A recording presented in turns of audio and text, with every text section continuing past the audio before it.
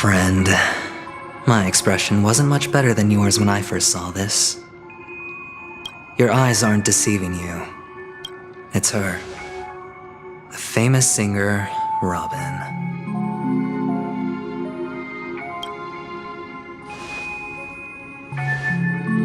Well, first of all, can I just say that this had nothing to do with me? I'm just an unlucky bystander here. The family can testify for me. If you don't believe me, just ask anyone in the Bloodhound family.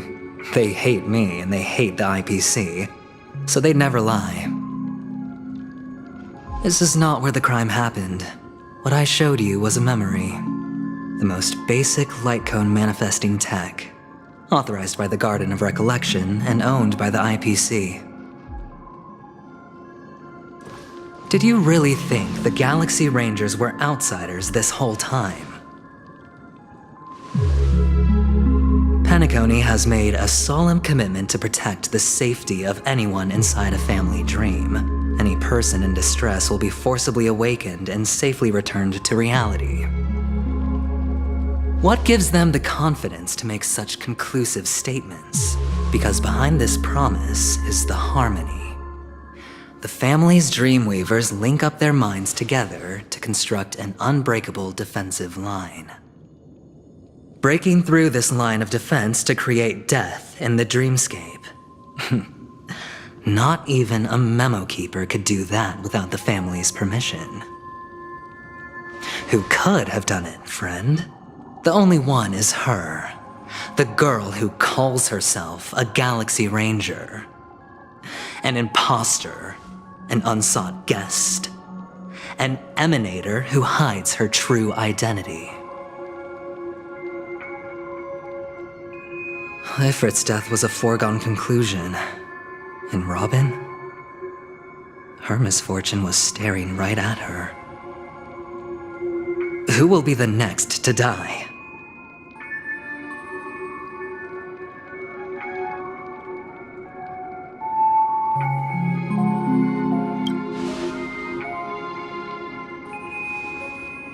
It's fine. Listen to your gut. Building trust always takes time, and I'm willing to wait.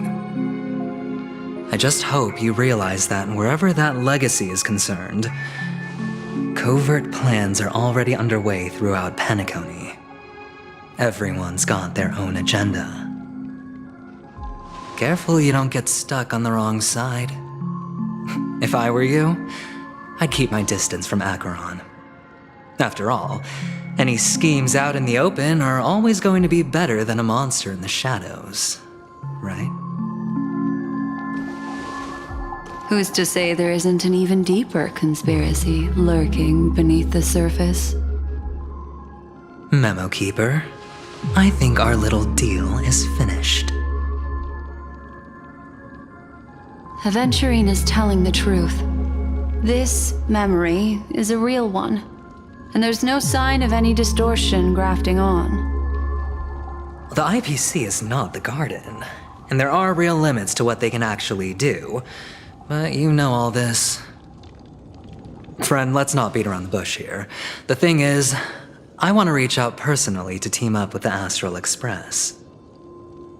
I told you I'm just not interested in scrambling for the legacy. I just came to Penacony for work. I'm here to retrieve some lost property for the IPC, if you catch my drift. I'm talking ownership of this frontier prison. This has all become a bad debt thanks to the cancer of all worlds. The IPC has tried sitting down for negotiations time and again, but the family wouldn't even take our calls. You have no idea how difficult these people are to deal with. Put it this way. They've hushed up the existence of death before, so they can definitely cover up any news about Robin's death. It'll just quietly float off like a bubble and pop. Nobody ever being the wiser. That's not fair, right? So then, friend, I need your help.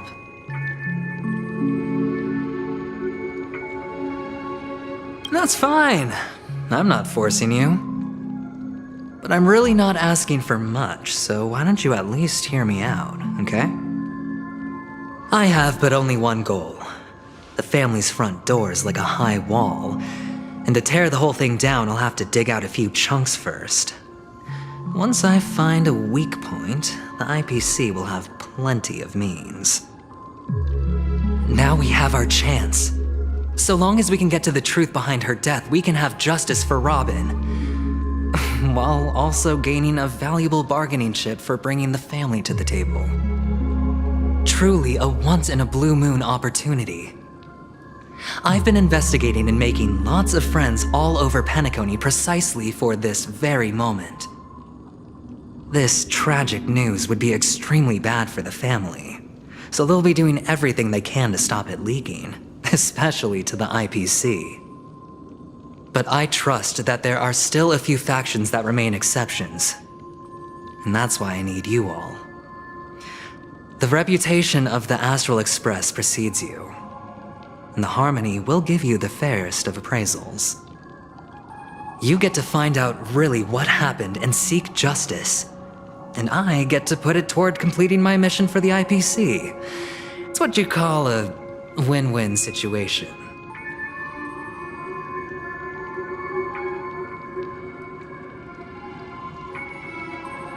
Don't worry, just head back and talk things over with your companions.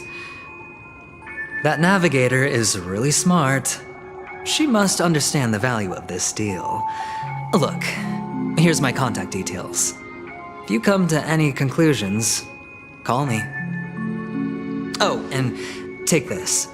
A thorough investigation can always use a little more funding. Don't mention it. So long, friend. I really am looking forward to uncovering the truth about death with everyone. Aventurine just sauntered off. He really doesn't mean to force it, but something still seems off. What now? What are your plans? Black Swan. What is she thinking?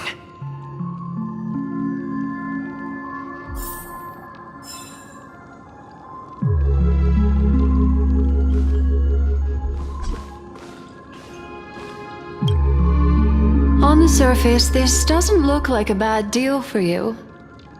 But Aventurine is a shrewd merchant whose scheme won't just be as simple as it appears to be.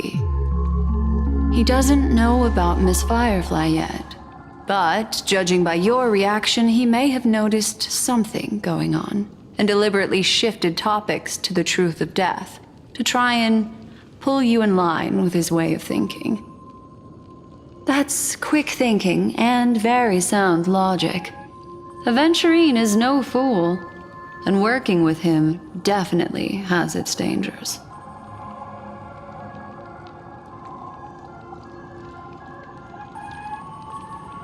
That is something I agree on. Anyway, be careful out there. There's more than one way to blaze a trail. In a dark forest beset by wolves, ensuring your own escape to safety should be your primary concern. As for the other questions...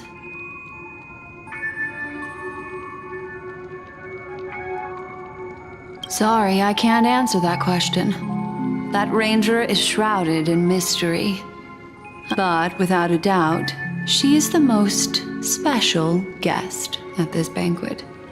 It's like Aventurine said just then. It's best to keep your distance from her. Two victims appearing one after the other in a very short time span, in and of itself, that's very unusual. Two possibilities. The collapse of Penacony's dreamscape has started speeding up, making death extremely agitated and weakening the family's protections. If someone has chosen these victims deliberately, first a smuggler, then a family celebrity, then this murderer's motives are worth thoroughly chewing over. I'm not sure the two cases were committed by the same culprit, but that massive wound looked like its winged blade. We've all witnessed it in action before. Plus, it seems unlikely that there would be two lethal entities loose in the dreamscape. It's all happened so quickly, I can only make conjecture. After leaving here, go have a chat with your companions. I hope you can clarify the source of this confusion.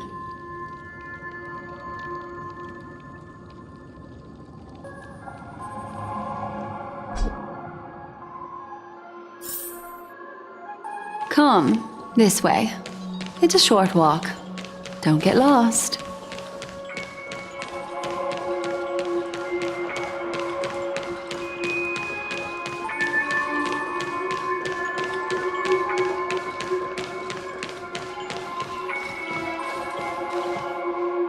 This way. This is where we part ways. All of this is like a nightmare. Unfortunately, the remembrance doesn't lie. What we just saw is the reality that happened, and it won't fade from our minds just because we wake up. But follow your heart and don't be afraid. We all walk through this world casting shadows of different lengths, and ultimately, all we leave behind are precious memories. Hold on just a sec.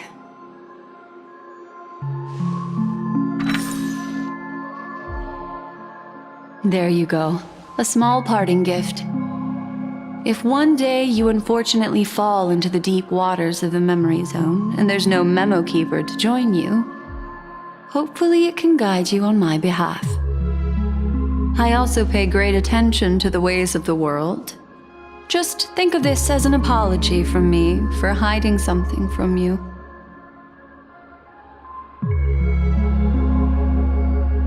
Then, I've something private to take care of regarding that Galaxy Ranger. Let's leave things there, shall we? What fascinating memories will you bring for me next time we meet? I sincerely look forward to them.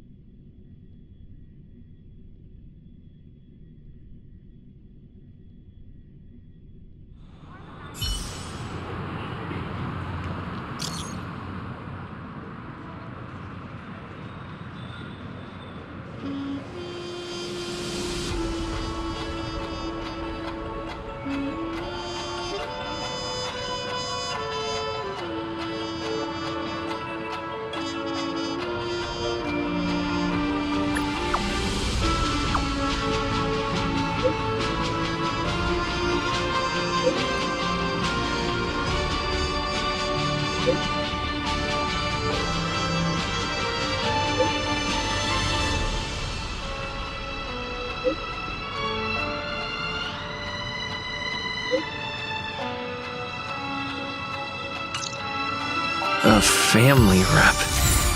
Is Himiko okay?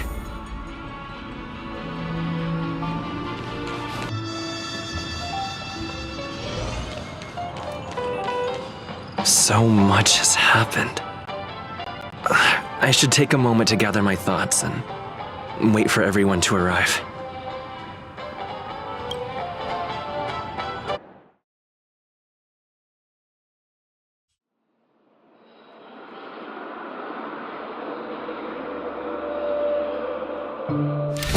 Better achieve that blade now, Ranger. Do you still dream, Hunter? Of those slain by your hand?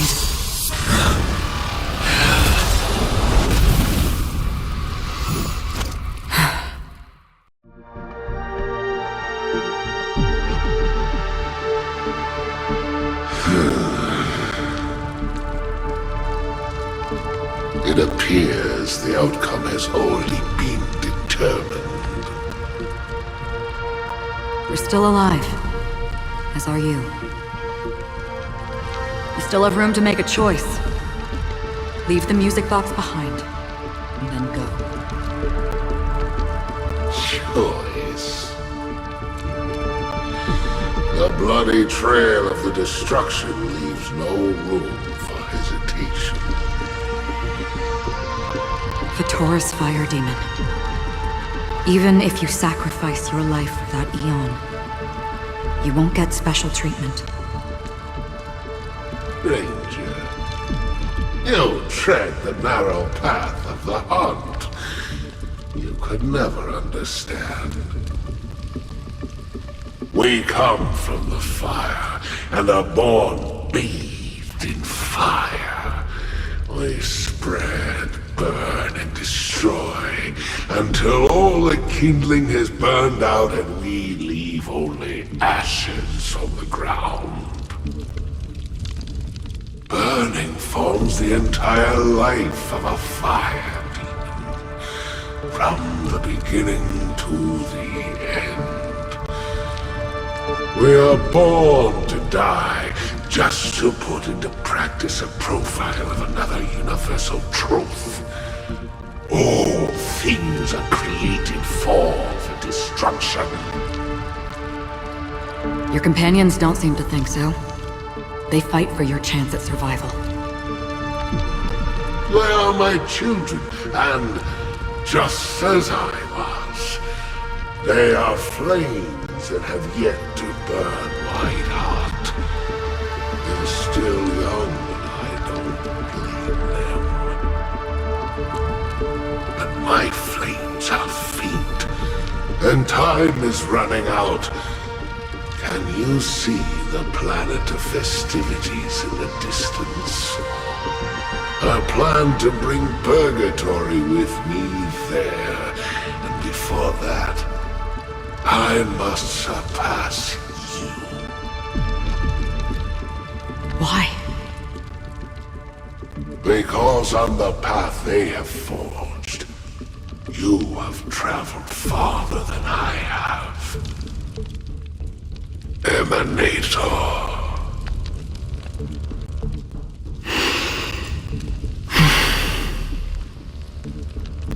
You cannot hide your true identity.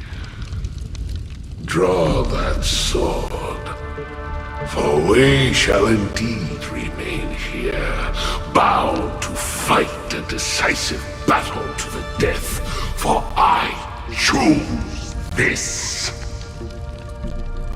Destruction is intense, but brief.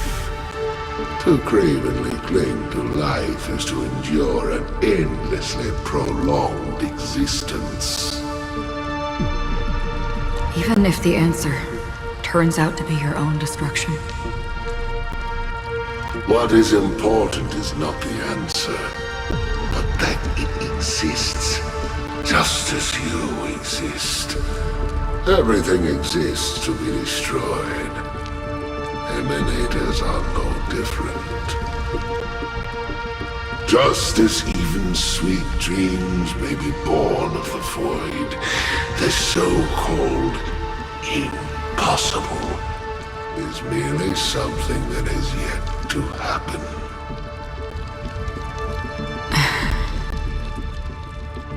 All right. I accept. You shall witness the most brilliant and intense fire in existence. May this flame illuminate the farthest reaches of your bottomless dream. A bottomless dream. Yes, that's right. But you've made one small mistake. This blade remains in its scabbard not out of pity or scorn. It's a personal secret that I don't want to disclose, but perhaps out of reciprocity.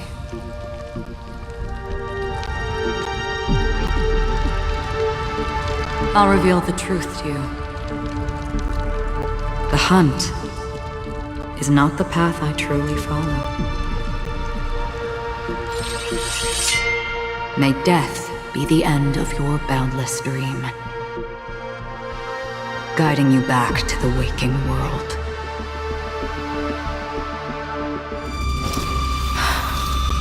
I still see them in my dreams. Hold it. Your time hasn't come yet.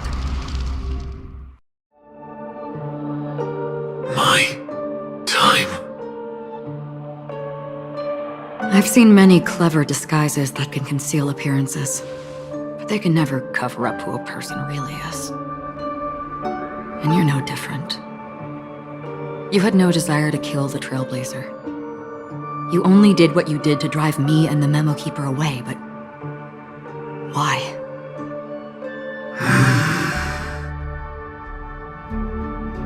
Did Destiny's slave make you do it?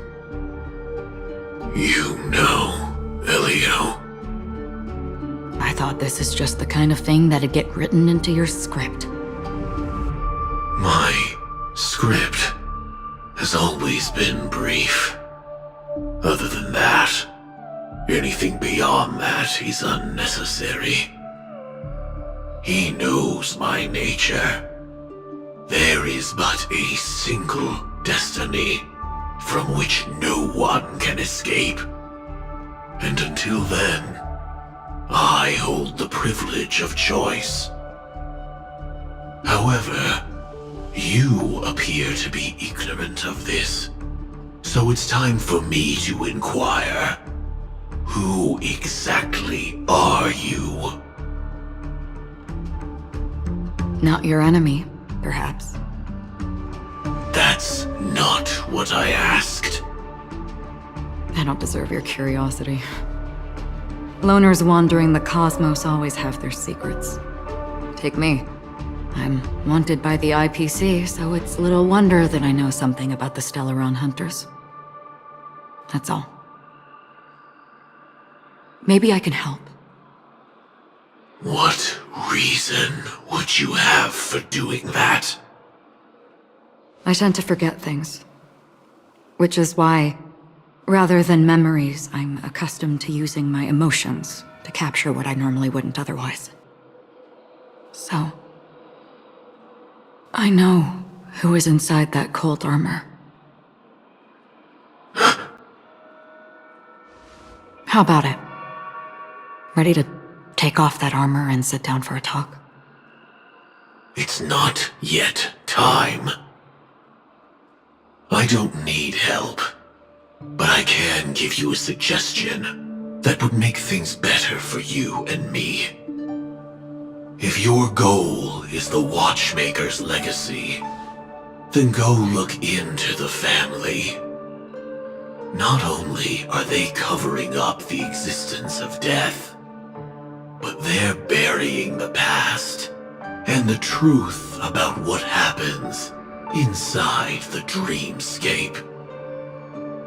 Already on it. And the Astral Express is no enemy of yours. I know that. I just never expected to hear you say it. What's next, then? The Trailblazer's been taken by Black Swan. Will you go look for him? No need for that. No harm in mentioning that Elio's only given me one instruction. Get all of the Astral Express to track down the Grand Legacy. I tried settling this in an easier and more direct way, but as you can see, here I am, confronting you. I failed. Can't ever go against the script. The so-called impossible is merely something that has yet to happen. That's it. Before we split, can I ask you one more thing? Is there anything else in your script about me? I'd like to know what kind of footnote I get to leave in that future foreseen by destiny. Unfortunately, not a thing came up. I knew it.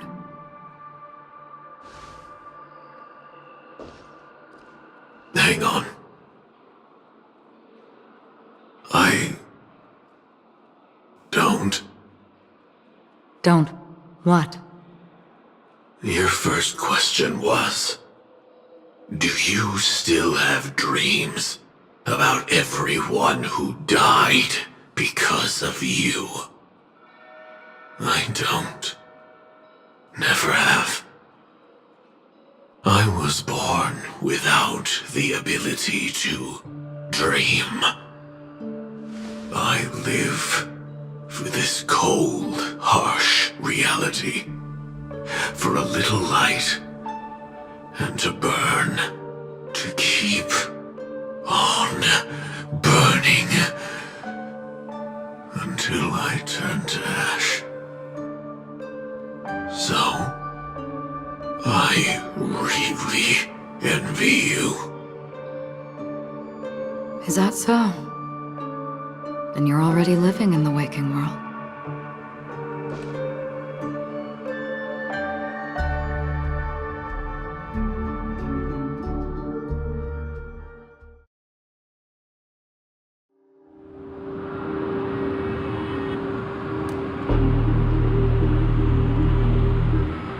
We heard about Miss Firefly from Black Swan, but we never expected Miss Robin to... I'm sorry that I couldn't be with you then. Reality cruises on in serenity, while undercurrents bubble up from the dreamscape. Just like that memo keeper said. Stay strong, everyone. We can still do what we can for them. Starting with finding the murderer. Let's recap everything then. The Trailblazer just reminded me of something. March, do you remember what that family rep who negotiated with us said? Indeed, we trust that the Nameless has nothing to do with this. And we also beg each of you to help assist the family in verifying the identity of the deceased. That's how it was put, in reference to Miss Firefly. Looking back, he seemed a little evasive at the time. And he also failed to mention anything about the earlier murder, too. The family's planning on covering up all news about Miss Robin's death. If news gets out, Penacony's going to turn into a bloodbath. But the murder that followed closely after was obviously beyond their anticipation. The family had to try and turn things to their advantage by bringing in reinforcements from outside. The Charmony Festival is nearly here. They must be snowed under. It may also be that Miss Firefly's murder had so many witnesses that it couldn't be covered up. So they went with the flow and let more people on the scene to control the situation. After all, the nature of the two murders is fundamentally different. The family's first protective measure should be against malicious actors among the guests, such as that IPC envoy.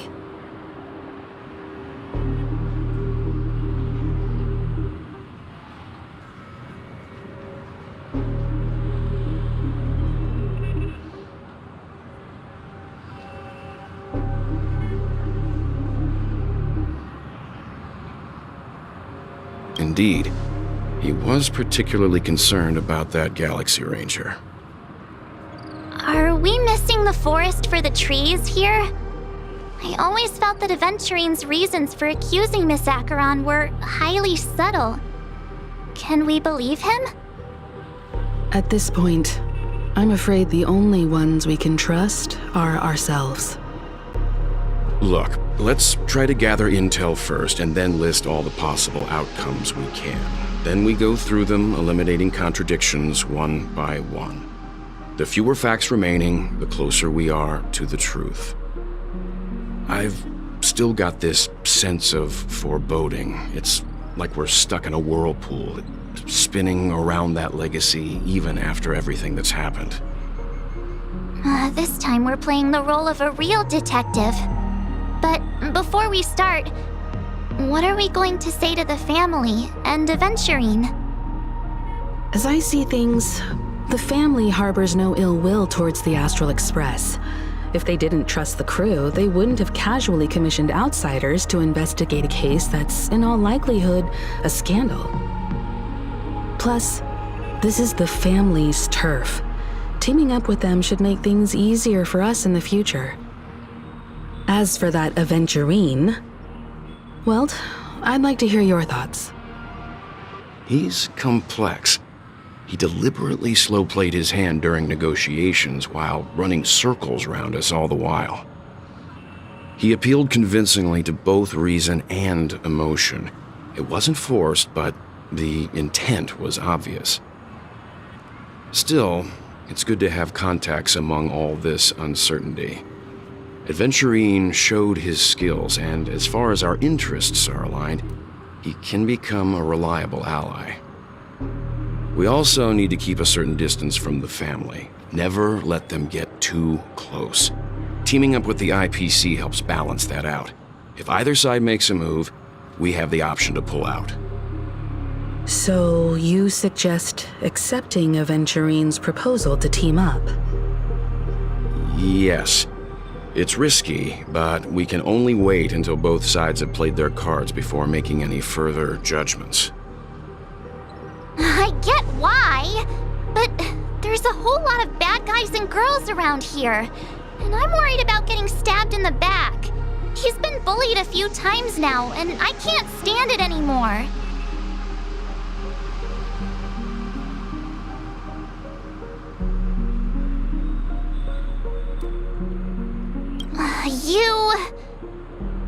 No, I can't accept this. Forget about it. Just let me keep an eye on him. If that doesn't work, we can just turn the tables and use him instead. Then, could you please reply to Aventurine? Everyone, take this time to put together your thoughts.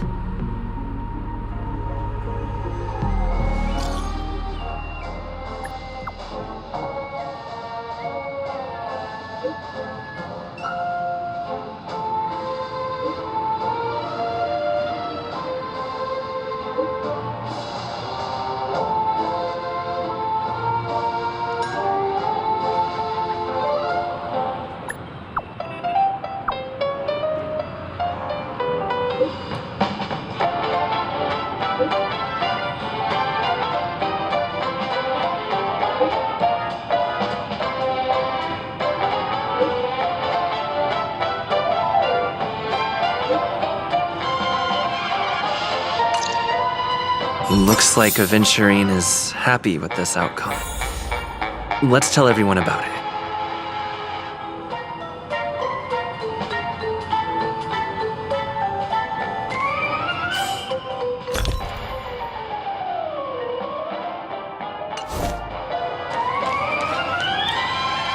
Aventurine's goal is to try and recapture Penacony for IPC. To do this, he'll have to bring down the family in its entirety to create a big enough chance. The existence of death will be covered up by the family. So how does he plan on taking them down? It's gotta be something important enough that everyone will notice. But it also can't be anything too out in the open.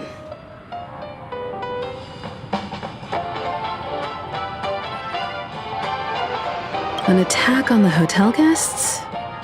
Unlikely. Penacony's guests include quite a few bigwigs known throughout the whole cosmos.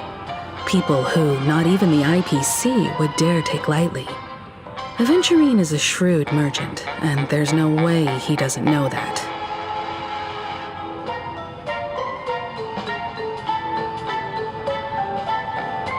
He's definitely going for the family. And it's just a matter of how. The harmony is strong in Penacony, and almost impossible to take on head-to-head. The fact that the IPC dispatched Aventurine shows that they do not intend to simply play by the book here.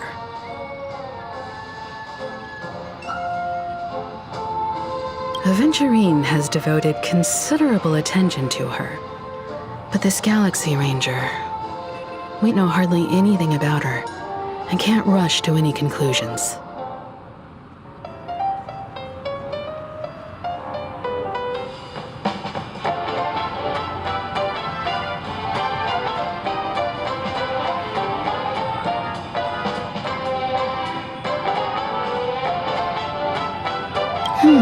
I was also considering this possibility, especially because he respects you so much and has sought you out before a few times.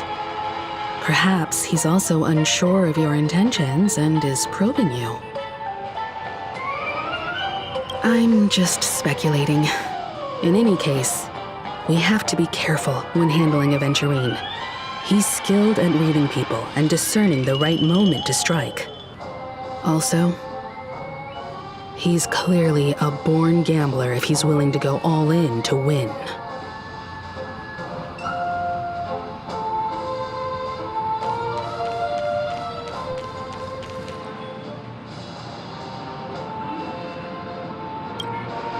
Aventurine said something that concerns me. He accused that Galaxy Ranger of killing Robin without any evidence whatsoever, but said nothing about her connection to that memory zone meme or why he was stalking you. It was a groundless accusation, which only serves to make him seem more suspicious.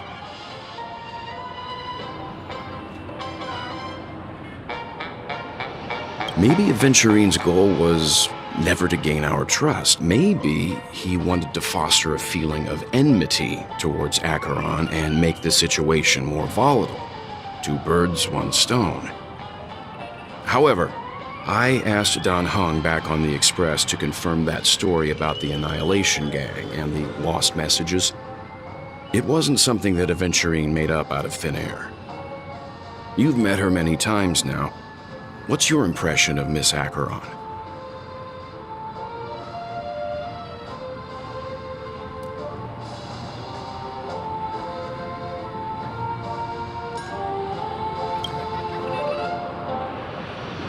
That fits the stereotype of a Galaxy Ranger to a T. They're eccentric, unpredictable, and fond of being alone. No wonder she's a suspect.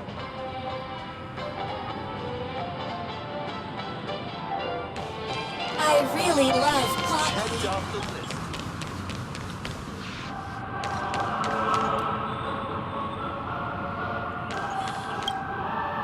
I hope it's not too soon to bring it up, but I feel like Miss Robin isn't actually dead, but because aren't we supposed to be inside a dream? How could someone die in a beautiful dreamscape like this? Whenever I see the Grand Theater, I just can't stop all these thoughts from flooding my head.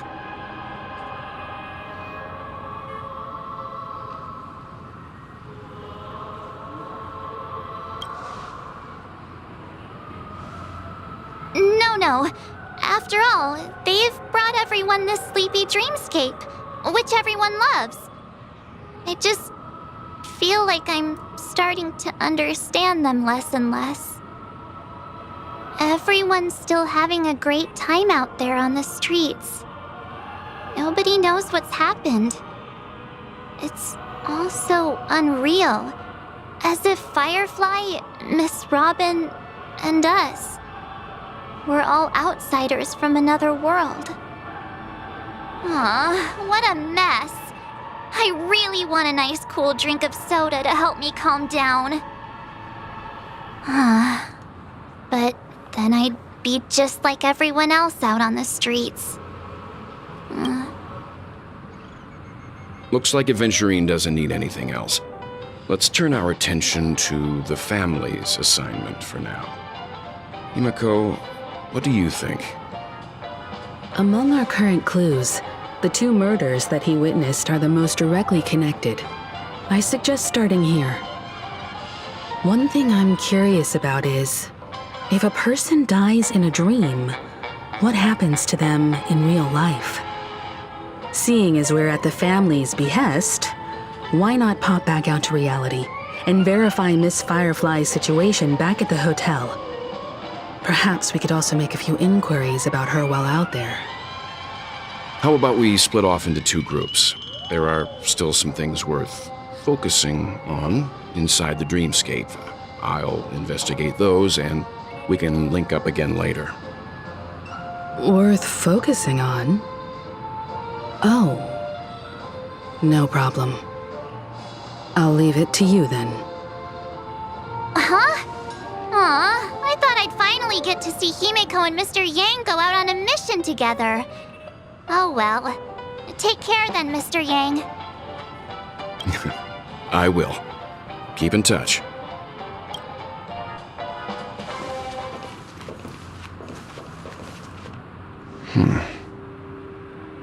Honored guest, could you come out for a second?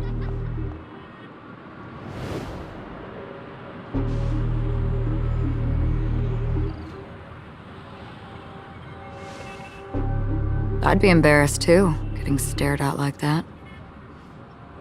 Forgive me. My name is Yang. I'm one of the crew members on the Astral Express. I believe you've met my colleagues. Well, Is there something about my name? first, don't you want to know my name? I already do, Miss Acheron. You're a prominent figure in Penacony. What are they saying about me? Some claim that you're the real culprit behind these murders, that the Annihilation Gang's tragic fate at the banquet was a result of your blade, and that you're now attempting to unleash another bloodbath on Penacony. The Annihilation Gang. Ifrit of Everflame Mansion. Tragic fate.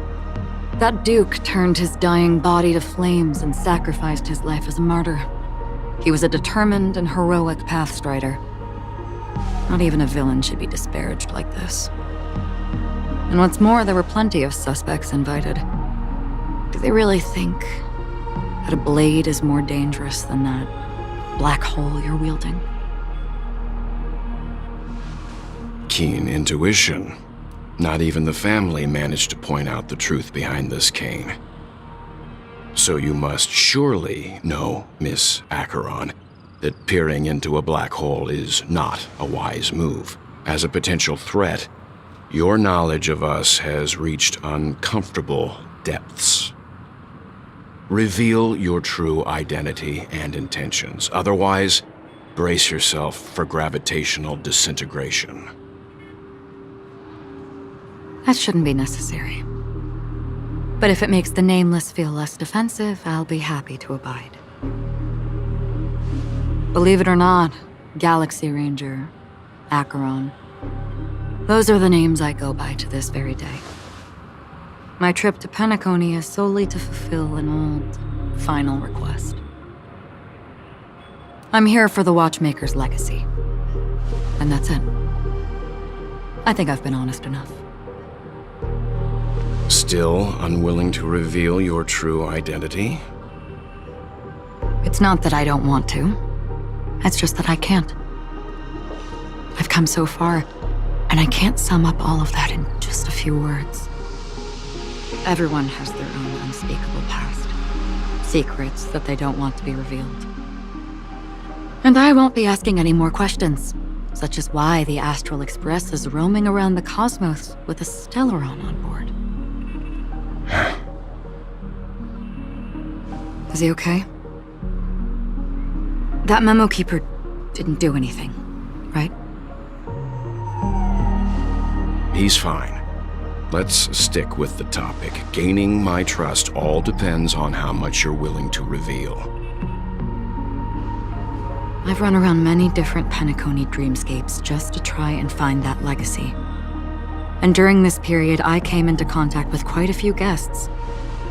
In the process, I gradually came to realize the secret of Penacony may be closely related to the Trailblaze. That's why I've come to ask for your help. I don't have enough proof yet, but I'd like to speculate something. The source of all tragedy lies within the family. If you could trust me, we could find the proof to support this claim together. Mr. Yang, I think you've come to the same conclusion, haven't you? Let's leave it at that. For now, I'll choose to believe that you bear no hostility. Share your findings with me and me alone. I don't want vague conjecture to interfere with other people's judgments before we find solid proof. By the way, would you like something to drink? Before we go, how about 2 cups of Wake the Heck Up?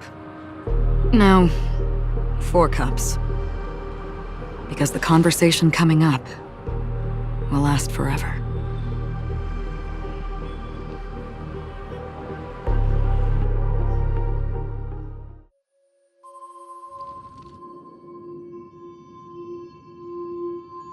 I've been watching her closely for a while now, and the first invitation was in the banquet hall of the hotel. She just sat in one corner, keeping silent, chugging down a couple cups of Wake the Heck Up. I told her it's a pungent, bitter beverage, not the taste of sweet dreams, only for people allergic to Soul Glad. And she said, Really? But I don't taste any difference at all between them.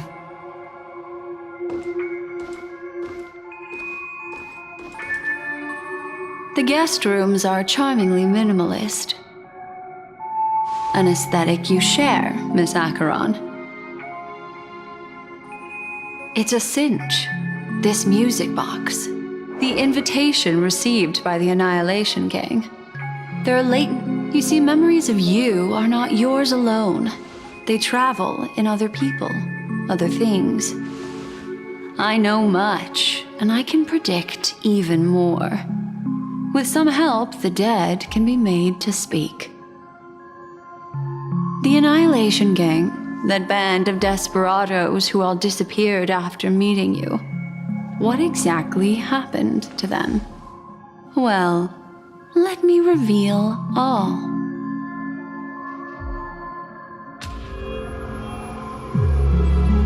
Gradation 12.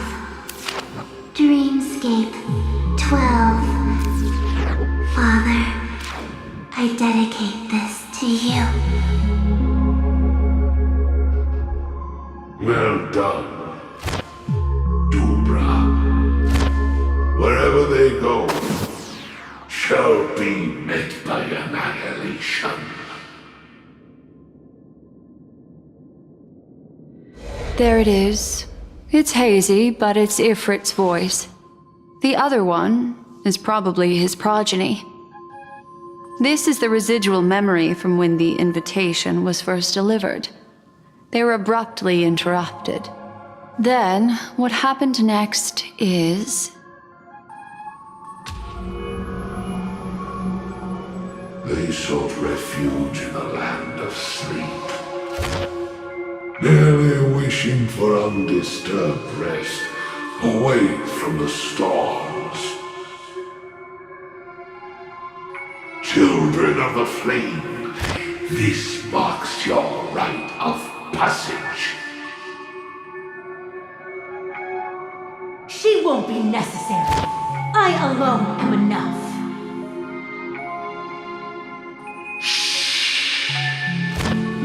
When have those on the path of destruction feared death? The Everflame Mansion has set out on a journey. Those poor people, they have no idea what lies in wait ahead of them. Memory recovery is going well, but slowly. She'll be here soon, and time is short.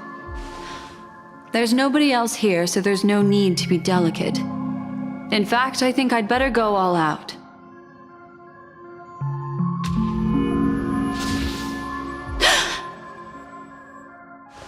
What happened?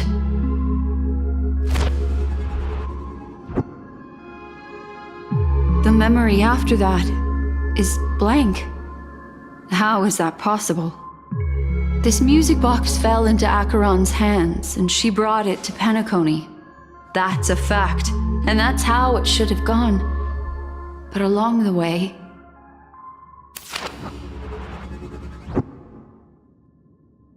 it's like it's been erased. Who's done this?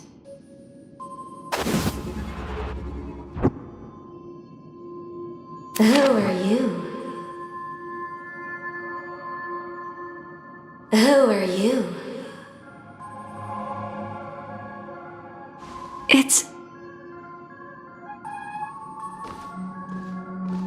No. Is this not a memory? Oh, a memo keeper. Do you serve the Garden of Recollection? Or the Cremators? My name is Constance. A pleasure to meet you. We were supposed to meet in Pentagoney and spend an unforgettable time together. But that seems unrealistic. Dolly is not welcome on the banquet store, and I don't need a coming-of-age ceremony. And you, I know what you're looking for. Want her secret? I can give it to you, and then you can enjoy the banquet for me. I wish you unforgettable memories.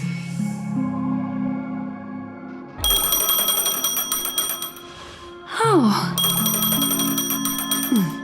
A phone. Wanna listen in?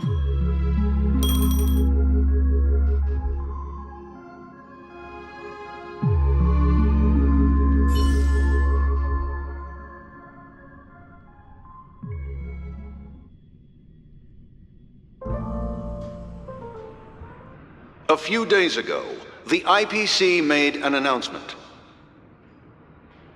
Under the watchful guidance of the Marketing Development Department, and in accordance with the Interstellar Peace Charter, the independent Sigonian sovereignty has hereby been established, and shall take a legislative seat at the Interstellar Congress.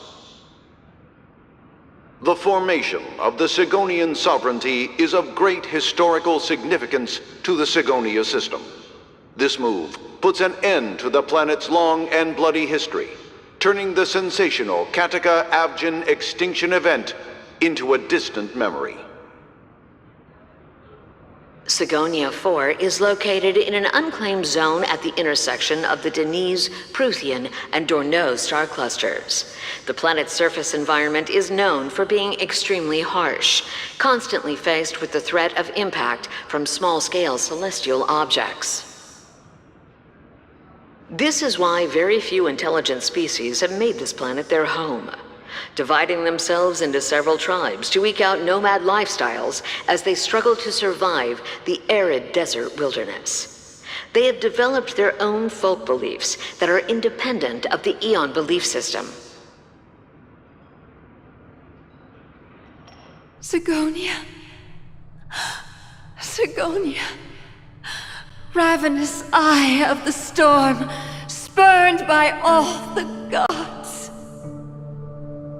Land of rock, but not water. Lightning, but not rain. Blood, but not tears. You beat us with your falling stars. You lash us with wind and storm. You chew us up with the cracked earth.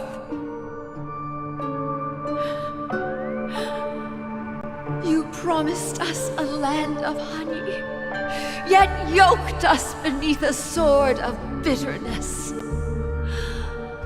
Oh, Gaiathra Triclops, if thou can hear me, please open up thy three eyes and gaze upon this child. When you took his father, my child was still sleeping in my belly. And where my husband went, I too soon must go. I don't ask for a peaceful death, just for you to tell me, does the baby swaddled sweetly asleep? Does he dream of his mother's heartbeat and the sound of falling rain? Please tell me whether this life is all just a fleeting dream. Otherwise, why would this child be born to face impending death? Mommy! Mommy! Mommy! The rain! It's raining! Raining?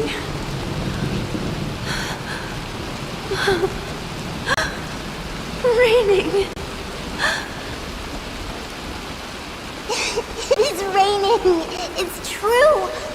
Those Outworlders weren't lying to us. They really did summon the rain. Mommy, we can leave here. We can go back home.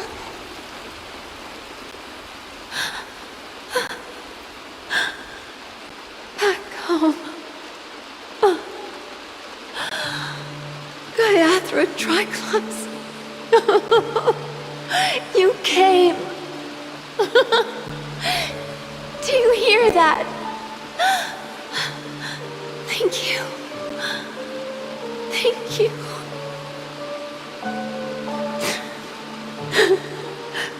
Darling, listen. This is the sound of rain. On the day you were born, the sky also sent down a gift like this from Gayathra.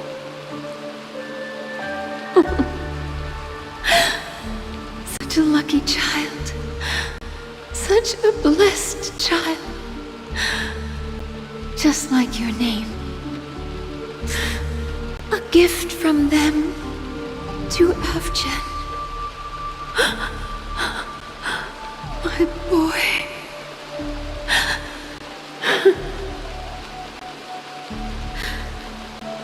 May the goddess Gayathra close her eyes 3 times. Keep your blood eternally pulsing. Let your journey be forever peaceful. And your schemes forever concealed.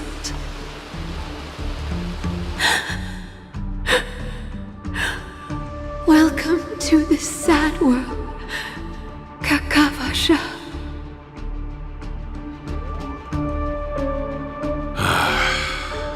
Time to wake up, gambler.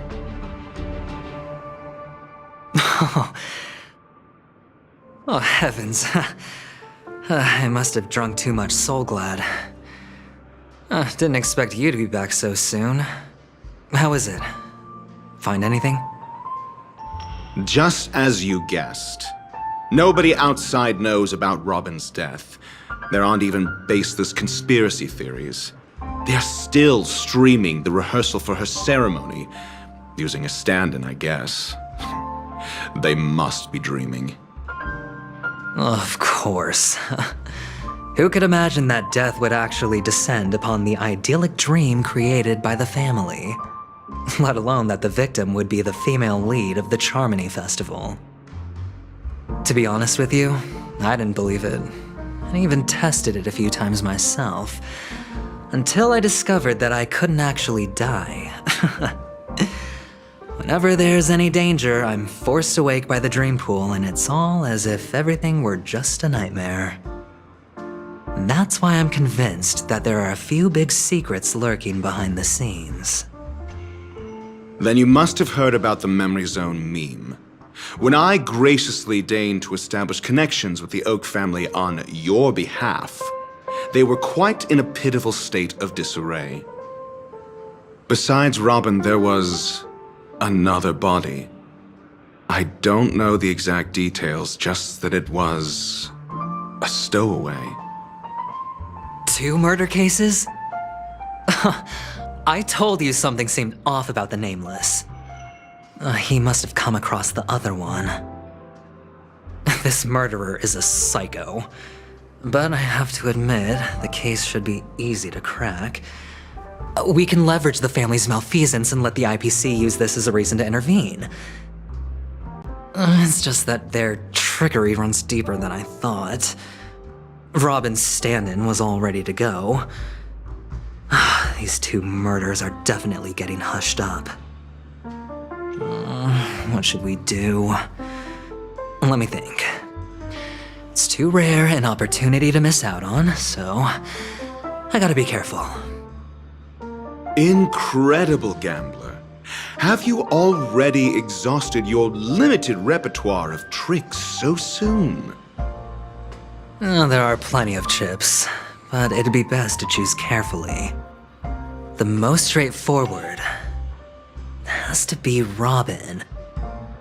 Remember? That masked fool once told me to find a mute as a friend.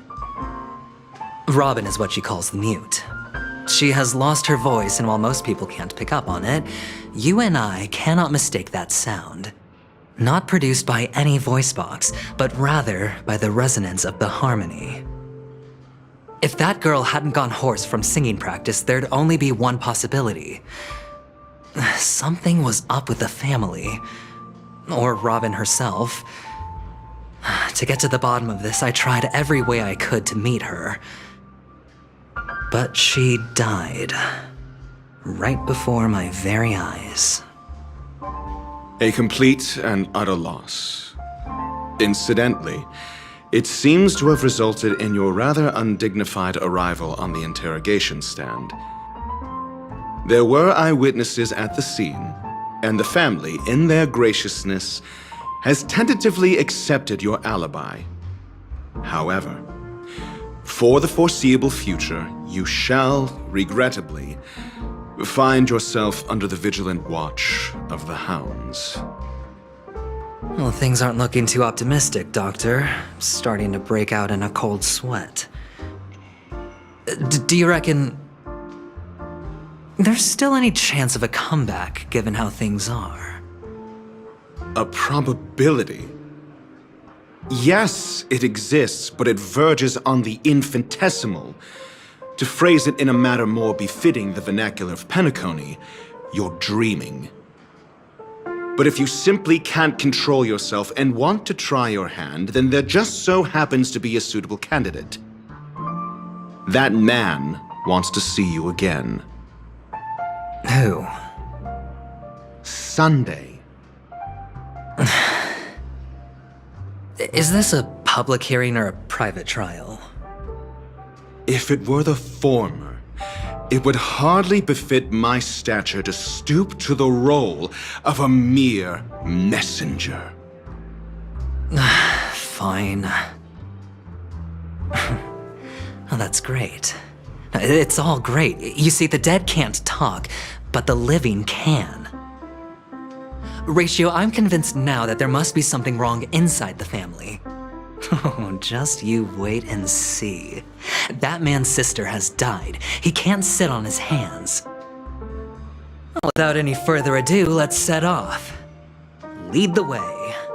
The show is about to begin.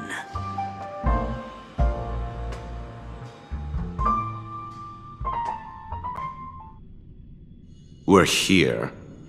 The Dewlight Pavilion is the Oak family's fortress and a place where heads of the families meet to discuss great plans for Penacony. Fortress? I like this metaphor. I dealt with the warlords of the Amanica star system not long ago, and their synchronized orbital manor wasn't this heavily guarded. This mansion nominally belongs to Sunday, and is very befitting of its owner.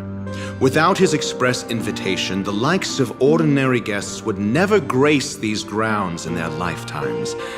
Look around while you still have this moment of freedom. Hey, Doc, whose side are you on anyway? Who's to say I won't sell you out? We'll see. When we meet... Follow me and I'll bring you to his parlor. Hold your tongue and let me deal with the members of the family.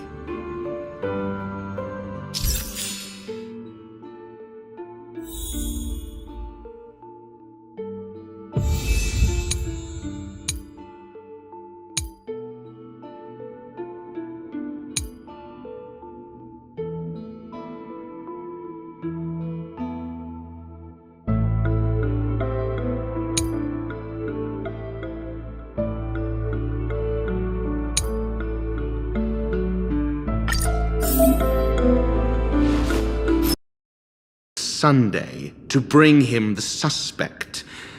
My name is Ratio. He should have mentioned it to you. Oh, I remember you. Veritas Ratio. Your punch virtual particle clock is impressive. Excuse me? The one on your head. Of course, it's nothing compared to my full pocket dimensional annihilating power armor of the Mobile Knights. Right, and as I mentioned, that fantasy raiment of yours doesn't exist. That's because you can't see it. Like I say, only family can see the glory of the Mobile Knights. Enough. Get going. Don't keep Mr. Sunday waiting. It seems like the idiocy index here is no better than it is out there.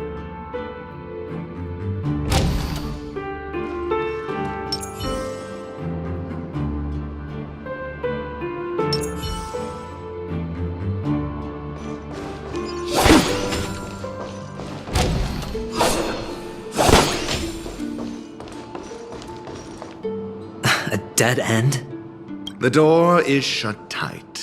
Looks like we're on our own. I mean, there isn't a door. How did you get in before? For security reasons, the family built the administrative site deep in the dreamscape, with the mechanisms hidden in these nightingale statues. The direction of the statues can be controlled. On the previous occasion, an attendant named Kona had gone to the side room to verify something before setting the statues in the correct positions. Well, maybe we should do the same. Let's go and take a look. Of course, we can also use brute force.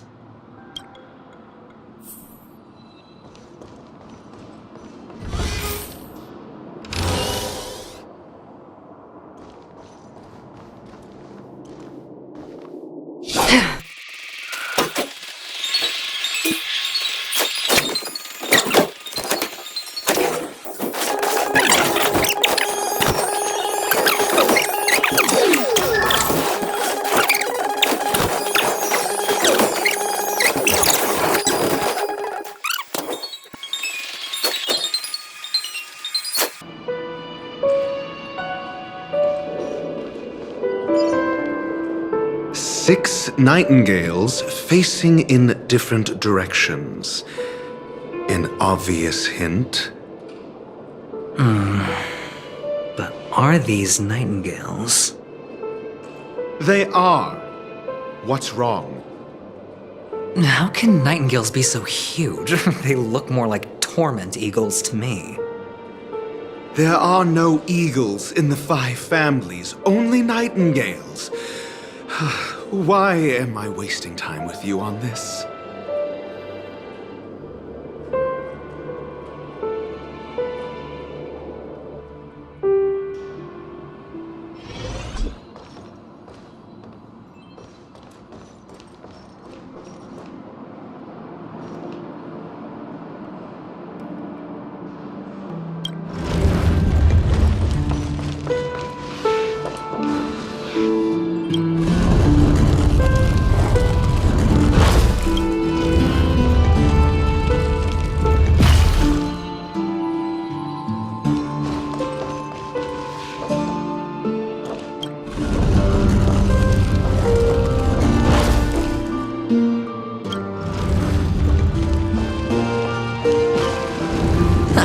Just as I thought. Here's the correct answer. A truly miraculous discovery. Perhaps I should offer you the chance to join the Genius Society. Really? Well, I thought you'd given up on that already. I was being sarcastic. Can't you tell?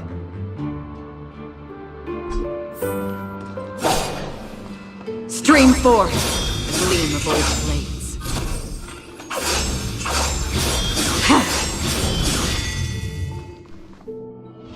Oh, impressive. So much for Mr. Sunday's reserved, virtuous image. Do you need me to remind you? We're in a dreamscape. No matter how grand the mansion looks, it'll not affect Penacony. Stop wasting your time nitpicking the family here. Yeah, you're right. The only way to destroy the family is death. Sunday must have thought the same. Let's head down.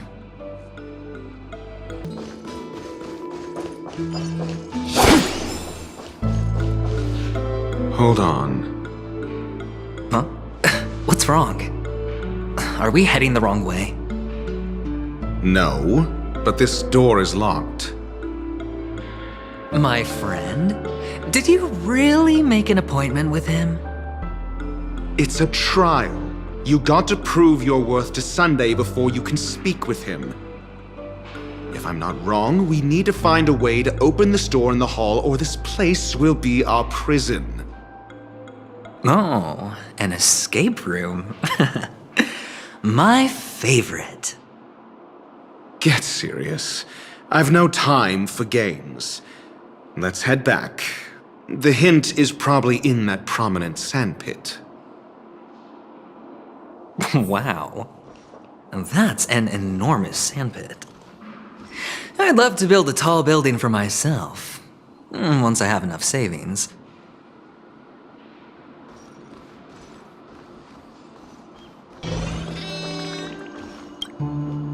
Oh, look. There's a noticeable gap in the model. I believe you're right. There wasn't a gap before.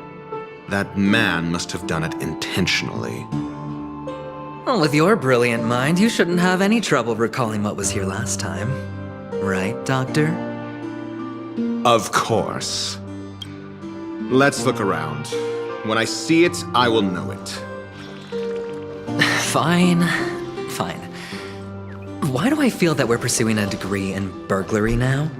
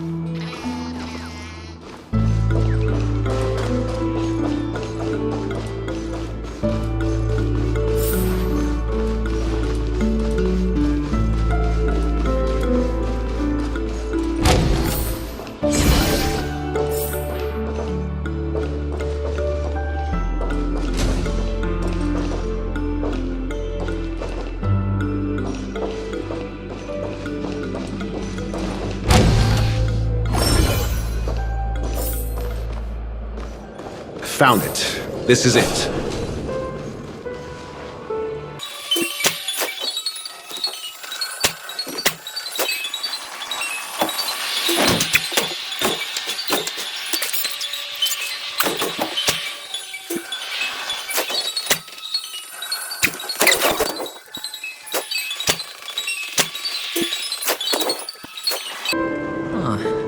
And the nameplate reads Gulliver's Arch.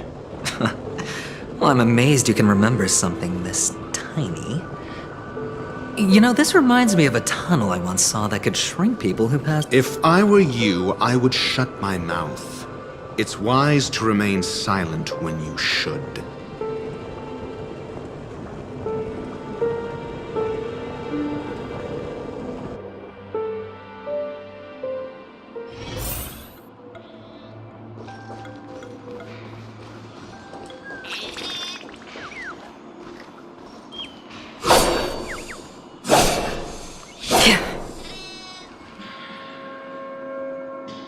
Oh, this reminds me of one of those building toys. You know, with the blocks. I've never played with them before. I wonder if it's... Oh, look. The gap is closed. And it fits perfectly.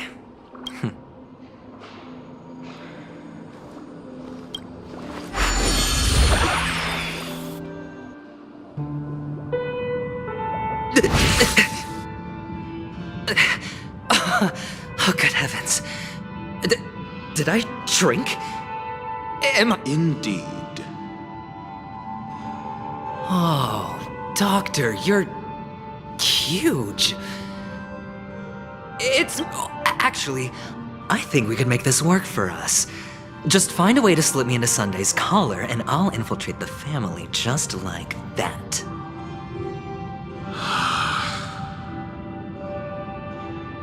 Oh, fine. I was just kidding.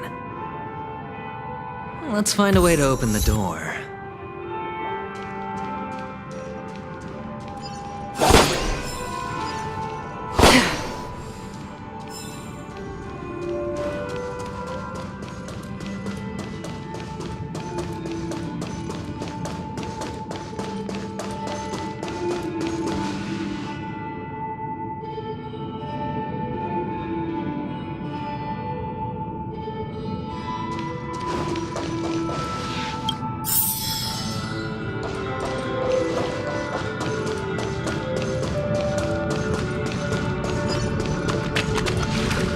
Hello! Welcome to the Golden Hour base model. I am an Oak Soldier. I will be here to guide you through the tour of the base model. And tell me about the tour. Hello! Welcome to the Golden Hour base model. I am an Oak Soldier.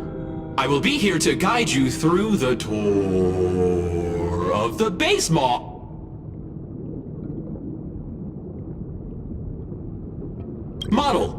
Happy to be of service. Generating guide.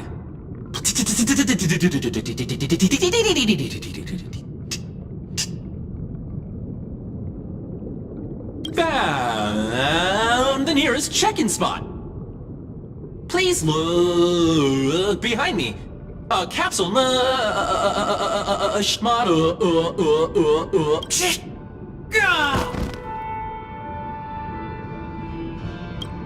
What's up with that?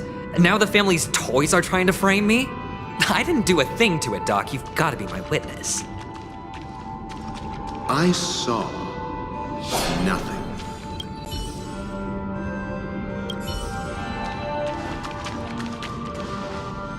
Oh, capsule machine. There's no mechanism on the floor. Could there be one at the top?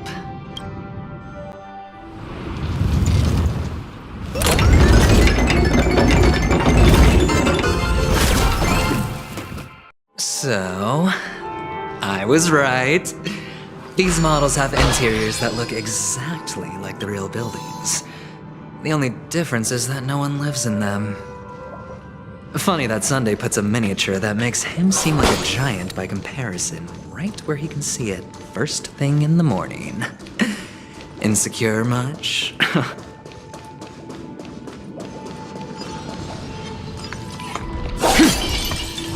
Stream 4.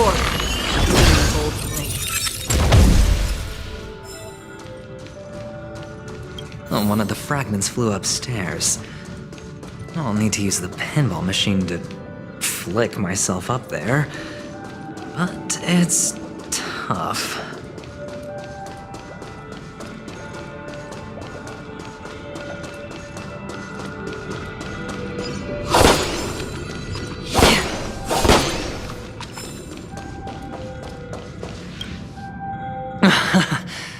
Oh, great. Doc! I'll need your brain power again. There's no need to yell, I can hear you. The pinball machine must be hidden somewhere in the hall. Like the arch. Wait.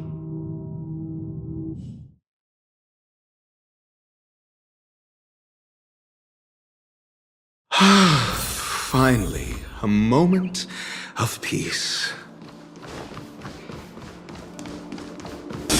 Oh, you're back. Just place it here. Thank you.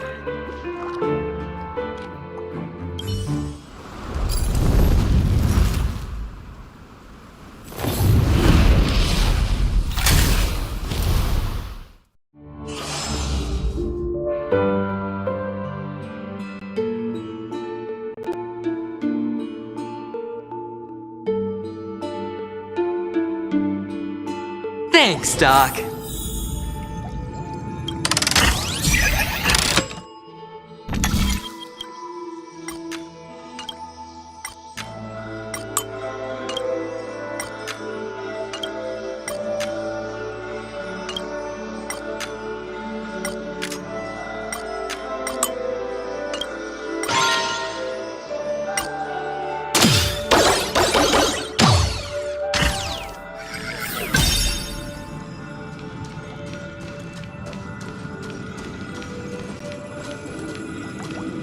Oh, Horatio, you should come in here and take a look. The view here is breathtaking. Honestly, you could easily squash me with just a pinch. If that is your wish, I will do so without a moment's hesitation.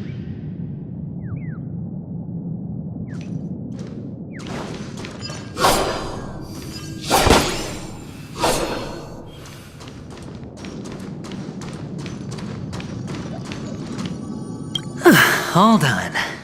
Piece of cake.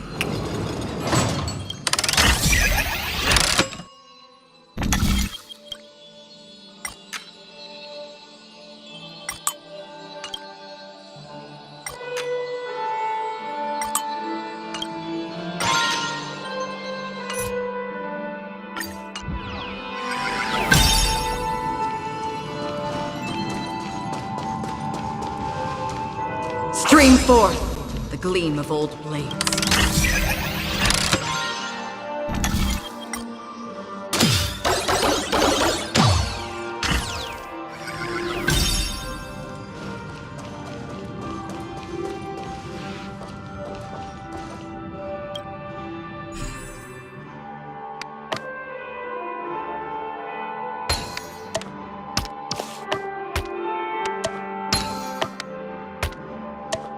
And the joyous tour of Toy City has come to an end. Makes me feel sad. Penacony isn't all bad, right? I'll use this interesting experience as a talking point at the poker table. Stream forth.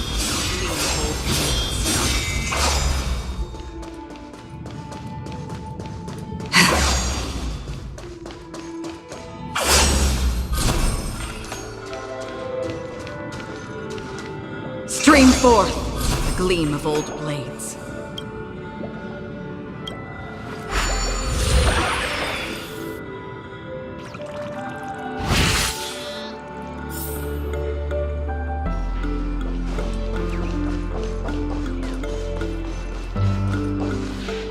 It's a pity you made it out of the sandpit alive. Sunday is just beyond this door. From my limited understanding, he's not someone easily... Yeah, only I believe he's the one who should be prepared to face me. Tell me about your plan. I don't have a plan. I'll just play it by ear. There are only two kinds of bargaining chips when dealing with people. Benefit? Looks like sincerity isn't in your dictionary. Am I not sincere enough? There's no need to emphasize it. We've got to make good use of death. That man's sister is dead. He won't be able to turn a blind eye, and that's fear. And I'll help him find the murderer. He can't do it due to his status and position, but I can. And that's benefit. On what basis do you believe he's incapable, necessitating the delegation to someone from a rival faction? Simple. Because that murderer could very well be a traitor hiding inside the family. Do you mean the Galaxy Ranger whom you accused previously? That was just an excuse, good doctor. There's something wrong with that woman, and we need someone who can keep her in check. It's better to minimize the variables outside our control while we execute our plans. Moreover, I need to know her identity. If I'm lucky. She could be an important pawn, and it's good to have more helpful friends when dealing with this matter. But honestly, the murder case is likely unrelated to her. I believe my standpoint. there's a rat in the family. Otherwise, why would Mr. Sunday arrange a private meeting with us? This isn't an interrogation, but a secret negotiation. We'll see. Using Robin's death as a bargaining chip, I'll win back my freedom and power. In the end, I'll ruin this beautiful dream and create the grandest death. If the chance of winning is just beyond this door, even if that chance is close to zero, well, you can't win if you don't play, right? Ah, the charming audacity. To think that you, of all people, might emerge victorious, dear gambler. 3 chips are enough. All or nothing.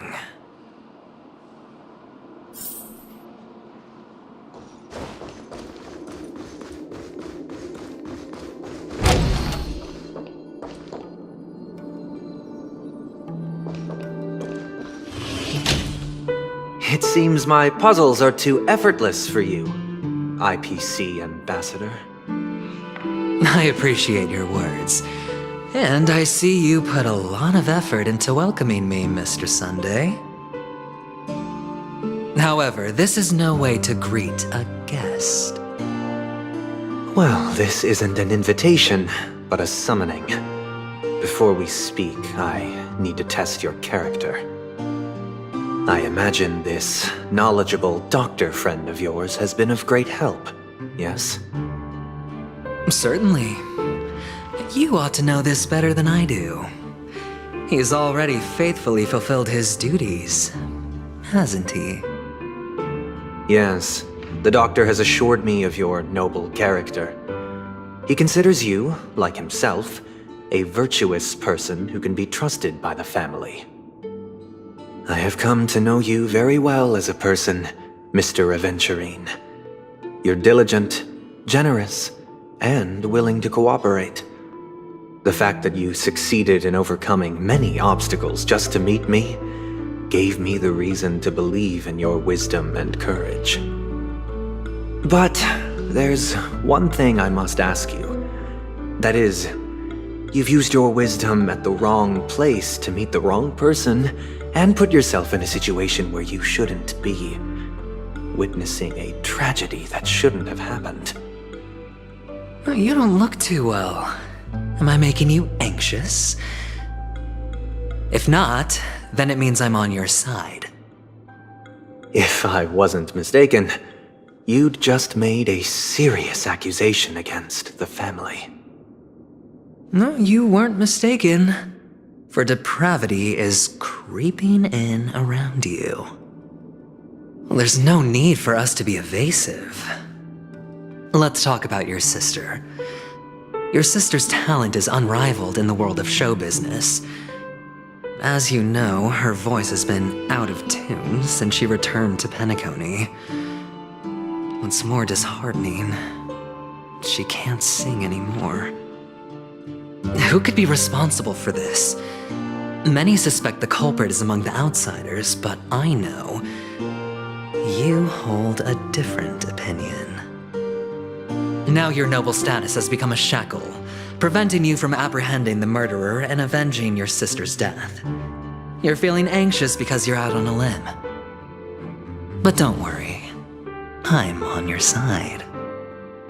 I'm immensely honored by your concern for me, Mr. Aventurine. Since you're so selfless and generous, I believe you wouldn't ask for anything in return, would you? Well, naturally, you wouldn't incur any loss from this. I just want to reclaim what is mine. My liberty and the personal items under the family's custody, the bag of gift money, and... the box in which the cornerstone is stored. That's right. Cornerstone. I've heard it's a treasured asset of the Strategic Investment Department. A sacred stone that seals the Preservation Emanator, granting significant power, and every liquidation specialist holds one. For an object so precious, It probably comes at an even higher price than other forms of recompense. Well, I'm sure you're aware of the high level of risk I'll be undertaking to bring the truth to light. Mr. Aventurine, when you're out and about, do you always make adjustments to your appearance? Your tie should be on the center line. Your shirt must not protrude from your vest. Your trouser creases should be perfectly straight, and always aligned with the tips of your shoes. Of course. But I don't, because it's not appropriate to do so in public. You should make sure everything is presentable and in order before leaving the house. I'm not the kind that takes risks. The cornerstone must be in the custody of the family. No room for negotiation? Please, don't let me turn you down twice. Sure. The gift money is good enough. I suppose you wouldn't mind that. After all, a merchant can't function without a bargaining chip. You compromised quicker than I thought. Unfortunately, it's a gambler that needs a bargaining chip, not a merchant.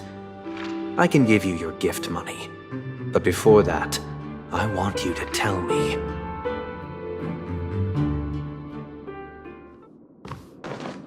The fact that you can decisively forsake the box you asked for, what exactly is stored in it?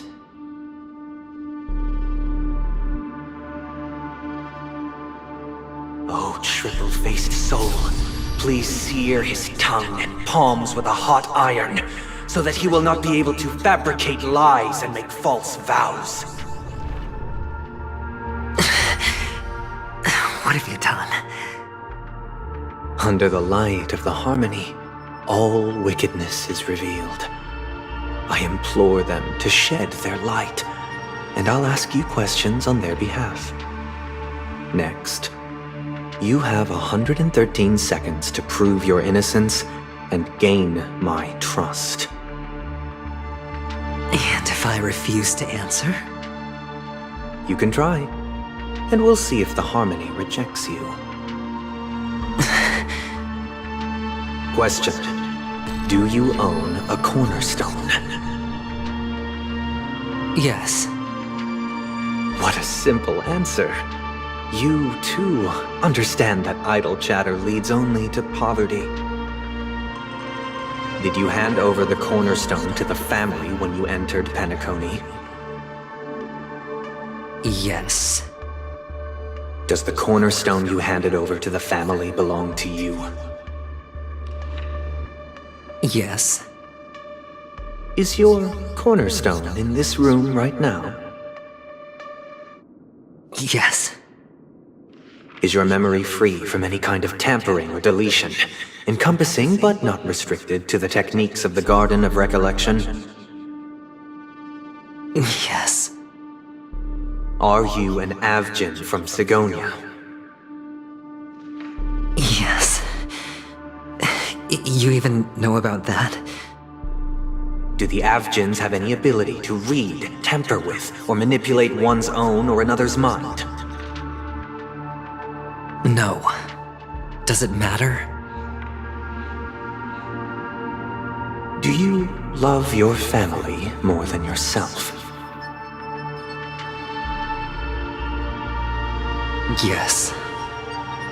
All the Avgins were killed in a massacre. Am I right? No. Are you your clan's sole survivor?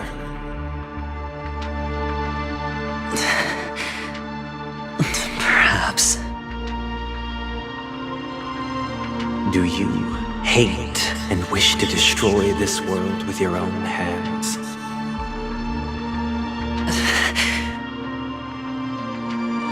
I don't know. Interesting. Now, the final question. Can you swear that at this very moment, the Aventurine Stone is safe and sound in this box?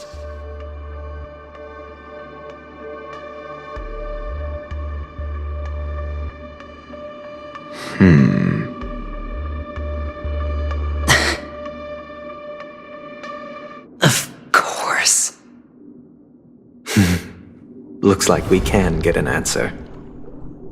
Open it, Mr. Aventurine. It's your last chance to defend your honor.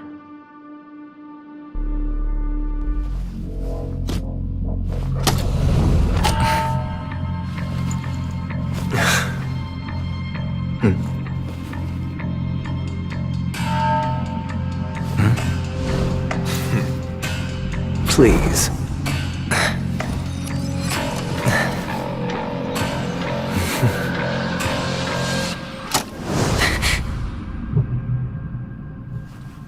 Are these what you're looking for?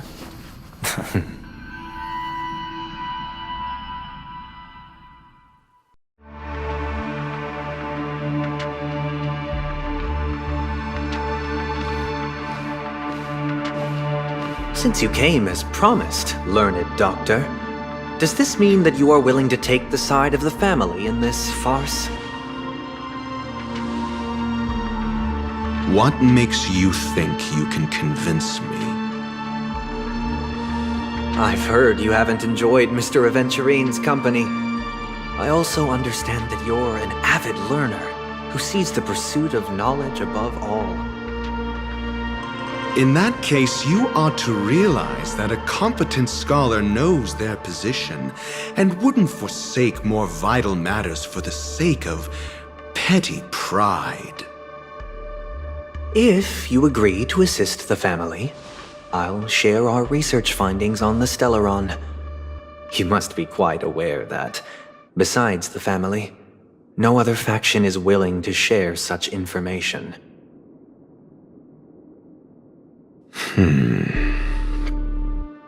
Cut to the chase. What do you need from me? I need Mr. Aventurine's comprehensive plan. Haven't you confiscated his cornerstone? You can't expect a featherless bird to take flight. But I've also heard the 10 elites in the Strategic Investment Department have united, progressing together in the interests of the IPC. You'll have to speak more clearly than that. The cornerstone, which Mr. Aventurine surrendered. Was it really his? You question whether he would entrust you with someone else's cornerstone. The 10 Stonehearts aren't as united as you think. Cornerstones are significantly more precious to them than their very own lives. But you know that he's a crazed gambler. The more vocal he is about it, the more cautious I must be. I never imagined someone would share his way of thinking. Honestly, you should see a shrink. Bring it. The box containing the cornerstone is unique, and only IPC senior staff and related members can access it. But I happen to be among them.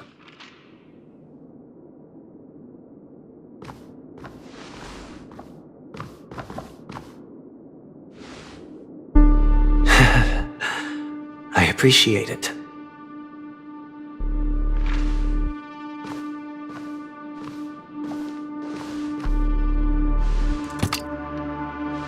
Unfortunately, your guess is correct.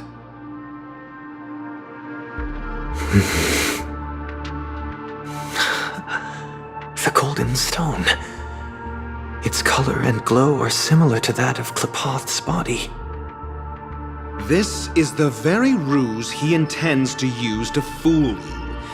He won't reveal to you that the 10 Stonehearts chisel their own will into the cornerstones, granting them an unparalleled radiance. And this golden statue is also known as Topaz, not Aventurine, and it belongs to Topaz. So, do you wish to confront him? Not at the moment. I'm more interested to know the location of his cornerstone. The safest place somewhere you'd never think of. Because he never intended to hide it. In fact, that cornerstone has been in your hands from the very beginning.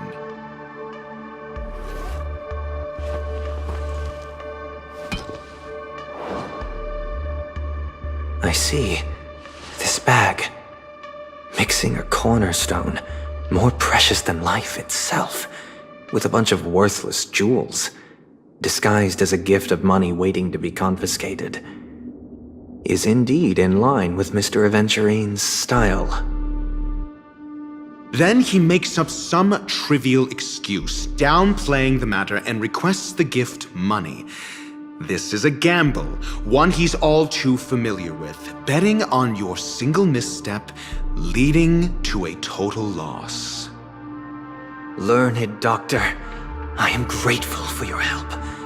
The family will surely reward a righteous person like you. As for the villain, I hope he retreats in humiliation.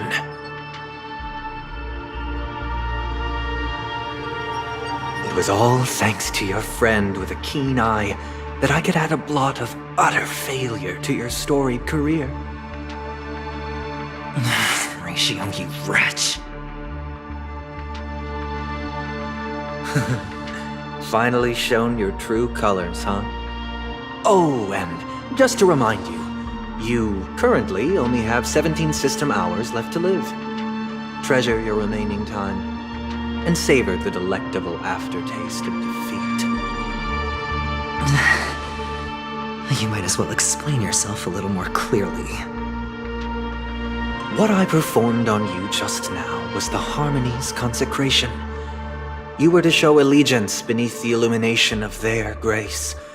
Yet you acted willfully, uttering nothing but falsehoods, transforming the consecration into a trial. I genuinely see no reason to absolve you from it. Is this what the Harmony represents? But is it built upon constraint and coercion? You misunderstand, Mr. Aventurine. Punishment is meant for the irreverent, but I have seen your resilient spirit, and thus I offer you the possibility of a new beginning. Throughout these 17 system hours, you will be unable to escape the dreamscape or contact any of your companions. You only have 2 paths before you, and it all depends on whether you can complete my test within the time limit.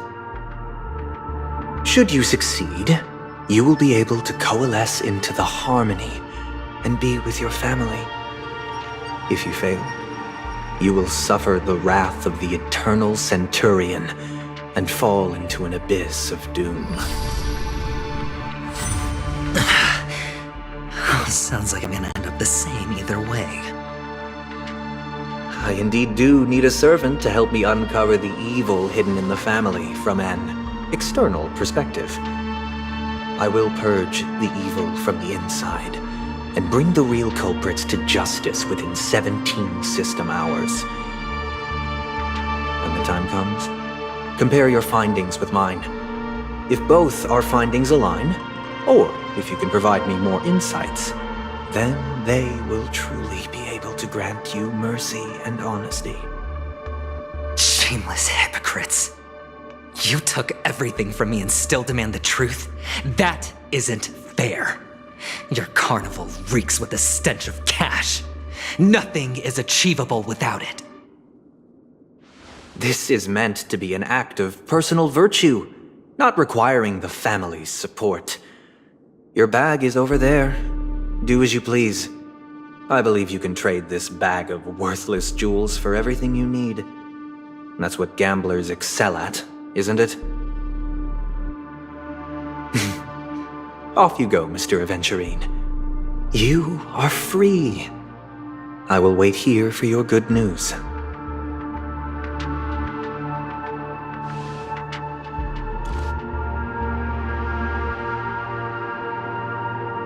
This meeting isn't an interrogation or a negotiation. It's an outright execution. Why would I do that, Mr. Aventurine? I'm just wondering what a passerby who stumbled upon a scene of a murder could have found out. That's all. By the way, before you go, I have a personal question. What is it now?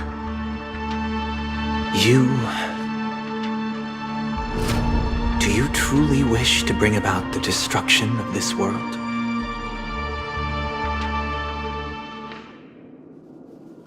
Kakavasha! Where did you go? Oh, are you in? I got it back, sister. You went to look for them? That's too dangerous. It's just a necklace. It's neither food nor water. We can survive without it. But I can't live without you, little brother. Promise me not to look for those catechins again, okay? Sister, don't be afraid. The catechins are fools, but I'm smart. I played a game with them, and I won. Won? What happened exactly? Tell me. I made a bet with them. The two birds in the desert and me. Who will die first? I won. They suspected me of cheating, but I didn't. I won fair and square. Of course you'd win. You've always been a lucky child. Gaiathra Triclops must be watching over you. But that's no reason to push your luck by going up against those bloodthirsty, cruel catechins. Have you forgotten how Mom and Dad...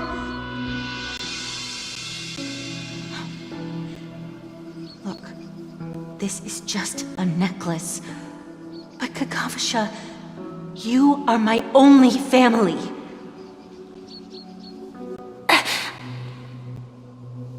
I'm sorry, sister.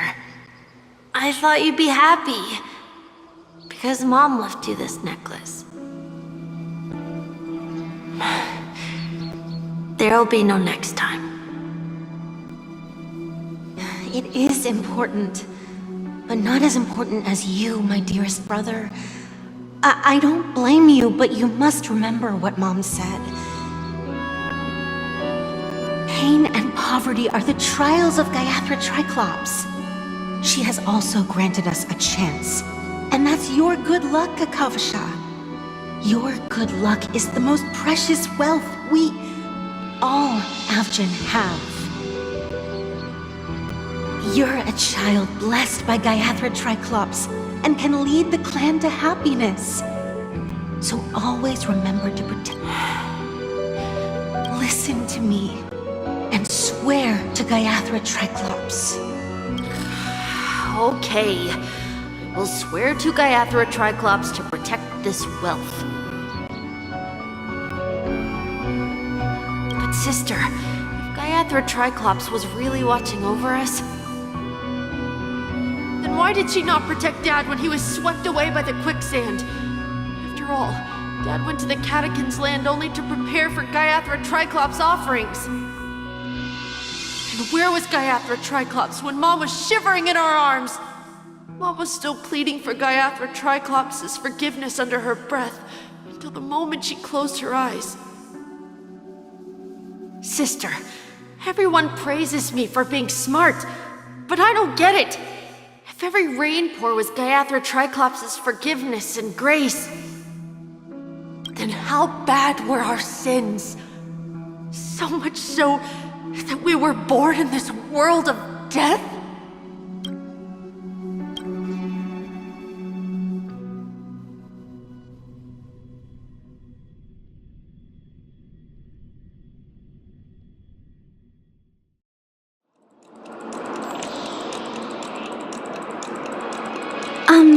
Excuse me. I can't seem to find any information on this artist in the Iris family archives. The photo you provided also doesn't show any matches. Just as I thought. I'd like to ask, what kind of traces do people leave when they enter a dream? Are you referring to the records when you enter the dream pool? The equipment will monitor physiological indicators such as heart rate, blood oxygen levels, and body temperature in real time. This data will be included in statistics and handed over to the family for the screening of any data anomalies. Immediate action will be taken once any illegal behavior is detected. Please rest assured, your vitals are monitored in case of emergencies, allowing us to wake you if necessary. This is all for the safety of our guests. Can I trouble you to access the records? I apologize. The hotel does not have access. This information is managed by the Bloodhound family. We can only gain access if there's a problem. Looks like nothing can be found here. At least we know who to look for next. We can ask the Bloodhound family for information. Thank you for your assistance, Miss Allie. By the way, is Miss Robin doing fine? We are looking forward to her performance. Fine? What does that mean? Is there something wrong with Miss Robin? The preparations for the Charmony Festival have been proceeding smoothly, so I guess things are pretty good. I believe she will be able to put on a spectacular show for all of you. I'm sure. Sure enough, no one knows about Miss Robin. I'm not surprised. But that Miss Firefly is truly mysterious. There's no information on her in the hotel system. Even if she's a stowaway, she should have a disguised identity after entering the planet.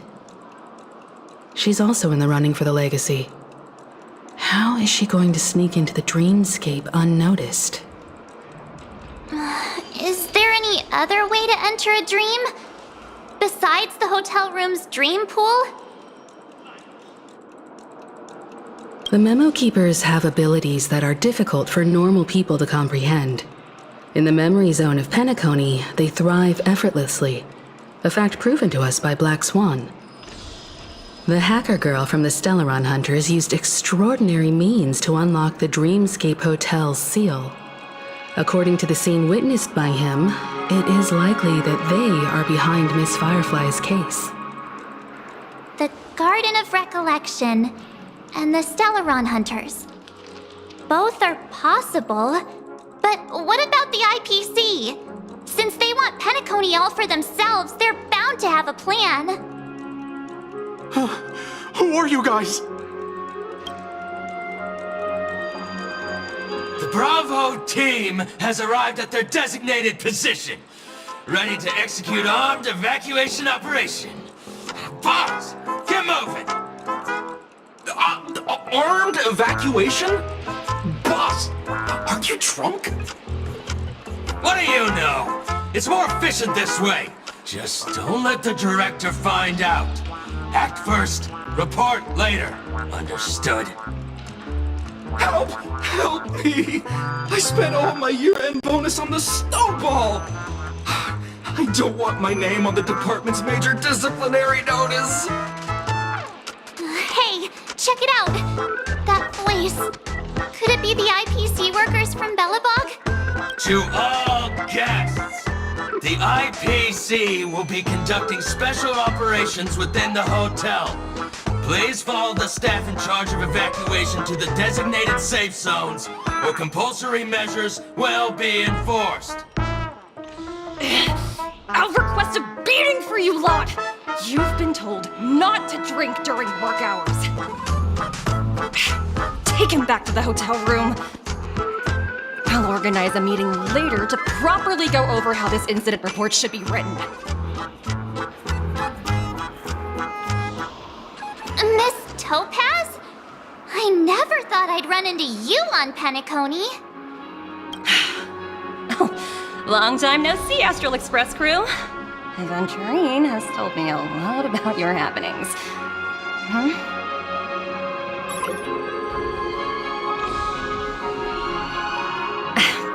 It's fine.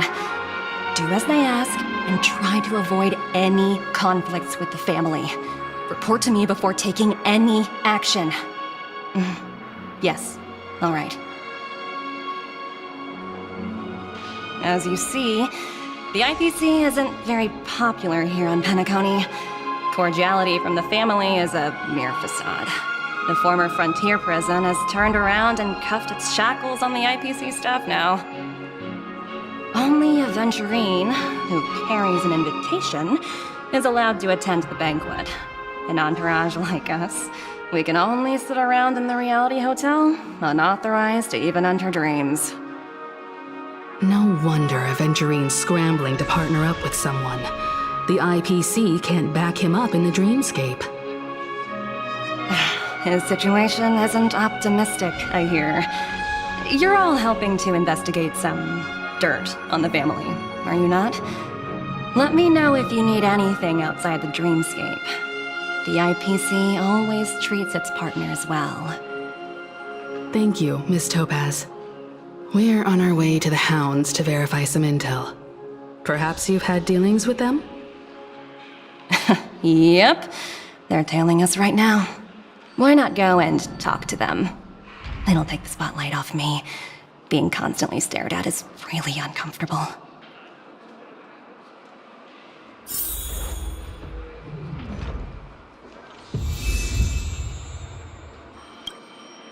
How does it feel to be in business with a Venturine? I bet you're not used to it. That's just his style. All or nothing is his mantra.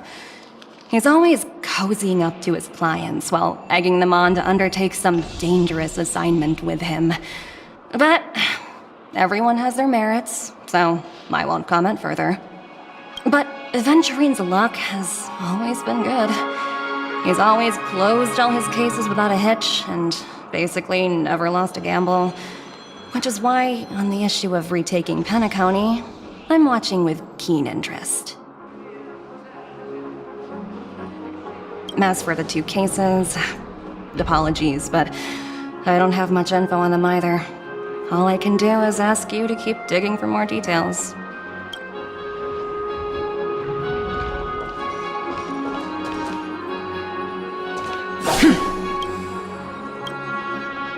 We're carrying out our captain's orders. What do you want? We made a mistake last time, and we're working hard to rectify it now. We don't have time for anything else. Surveilling the IPC executive Topaz, ensuring that she stays put at the Reverie Hotel during her time on Penacony. We've got the right one this time. So that's it. They were the pair who were after Firefly at the time.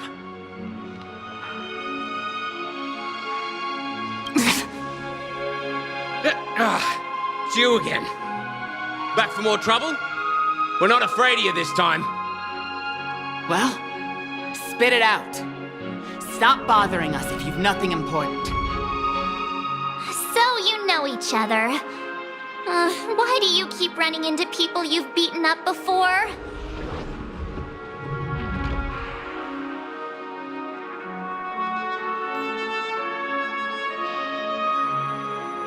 That's right. We're investigating a murder for the family. Can we speak to your captain about the case? Well... Hey! The security officer instructed everyone to shut their traps before he returned from Dream's Edge. What murder? You'd better stop spouting nonsense. Yeah, that's right. We have nothing to report. Please leave.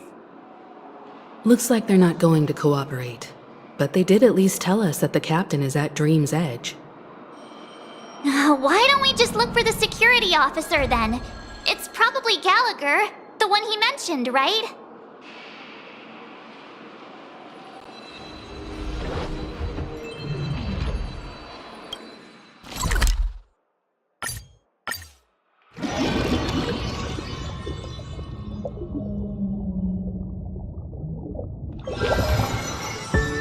Such tight security. I bet they're stumped by the case as well. Gallagher. Where could he be?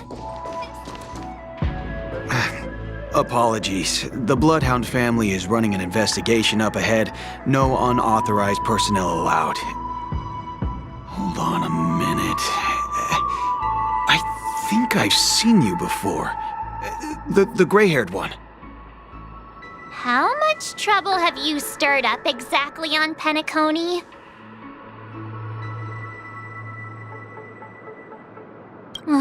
You think you look alike? Wait, are you for real? Not possible. It was you the last time, yelling about some clockwork friendship while beating me up with that silver-haired girl.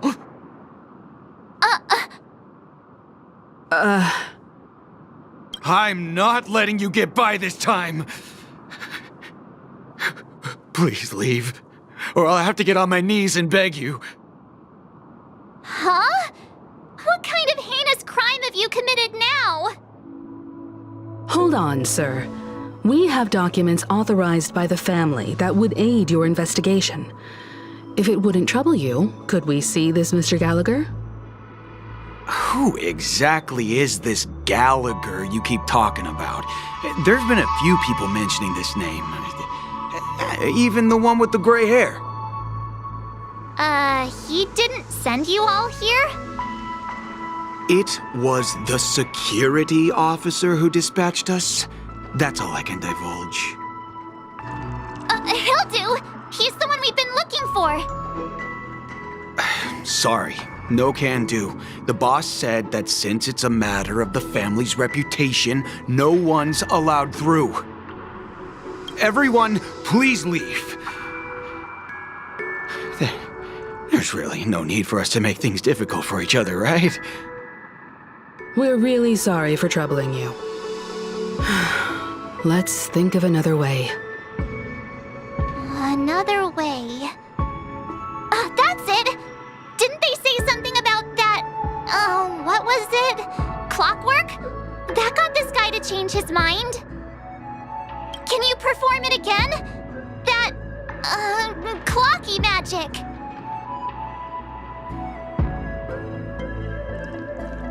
Please?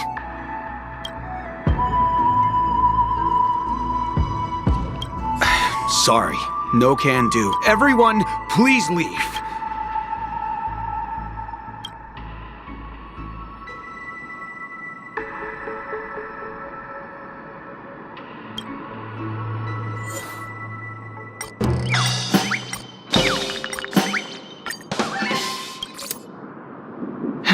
Let me see what time it is now. Whoa, it's this time already. What? Time to clock out, and no one's gonna stop me.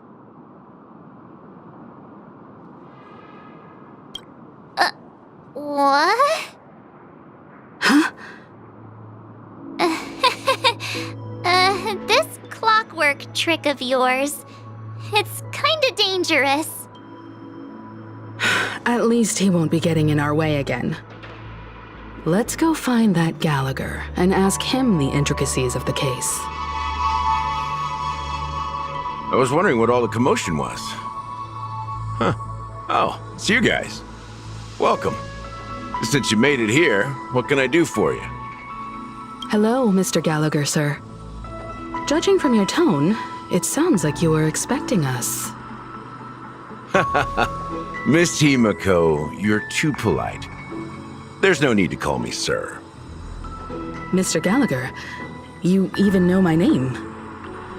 Of course I do. You folks are from the legendary Astral Express and honorable guests of the Watchmaker. I had an encounter with this gentleman in the golden hour. I remember that little silver-haired girl was there too. I'm sorry for what happened to that kid. This is also the reason why we've come to visit you, Mr. Gallagher. The Express can't just overlook the death of that child. So we've decided to help the family get to the bottom of it, in the hopes of getting justice for her. The Nameless involved with the family. What an unpredictable twist of fate. Why? What's wrong with the family? It's nothing. On Penacony, everyone loves the family. No matter how much one resists the beautiful dream, when the time comes, they too will find it hard to let go. Who wants to leave a warm nest? Just idiots, little kids, and inebriated fools. Mr. Gallagher seems to be getting at something. But you got it wrong. I'm not. You want to discuss the case? Sure, come with me. This is not a good place to talk. Let's go elsewhere.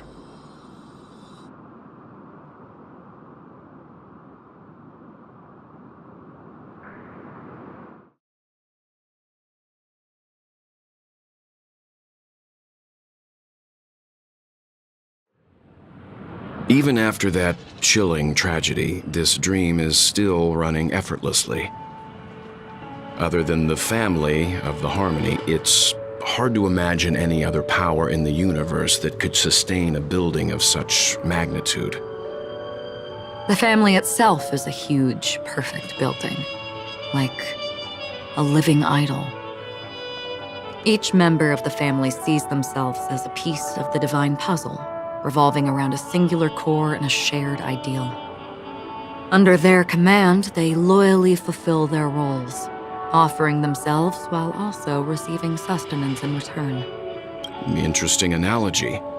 Perhaps that's why Penacony's beautiful dream has persisted for so long. But the human body has its limits, and so does the divine's.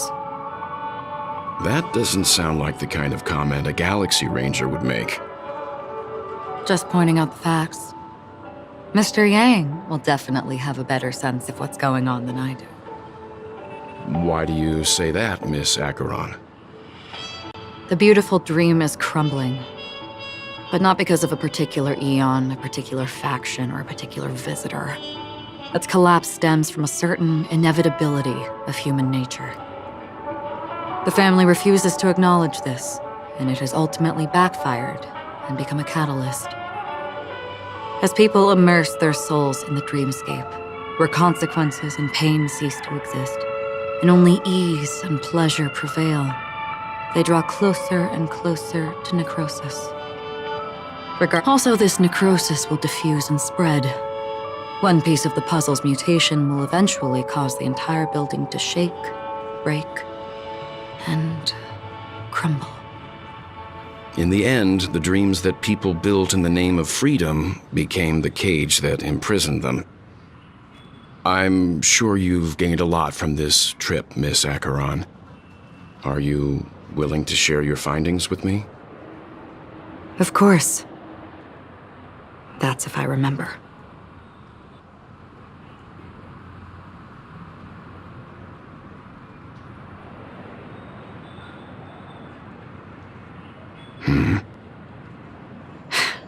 Don't mind me, it's just a habit. Owing to events in the past, I've become easily forgetful. It's only when this sword is unsheathed that those hazy memories start to become clearer. Take your time. That should do it. I vividly remember everything that occurred on Penacony. Ask away.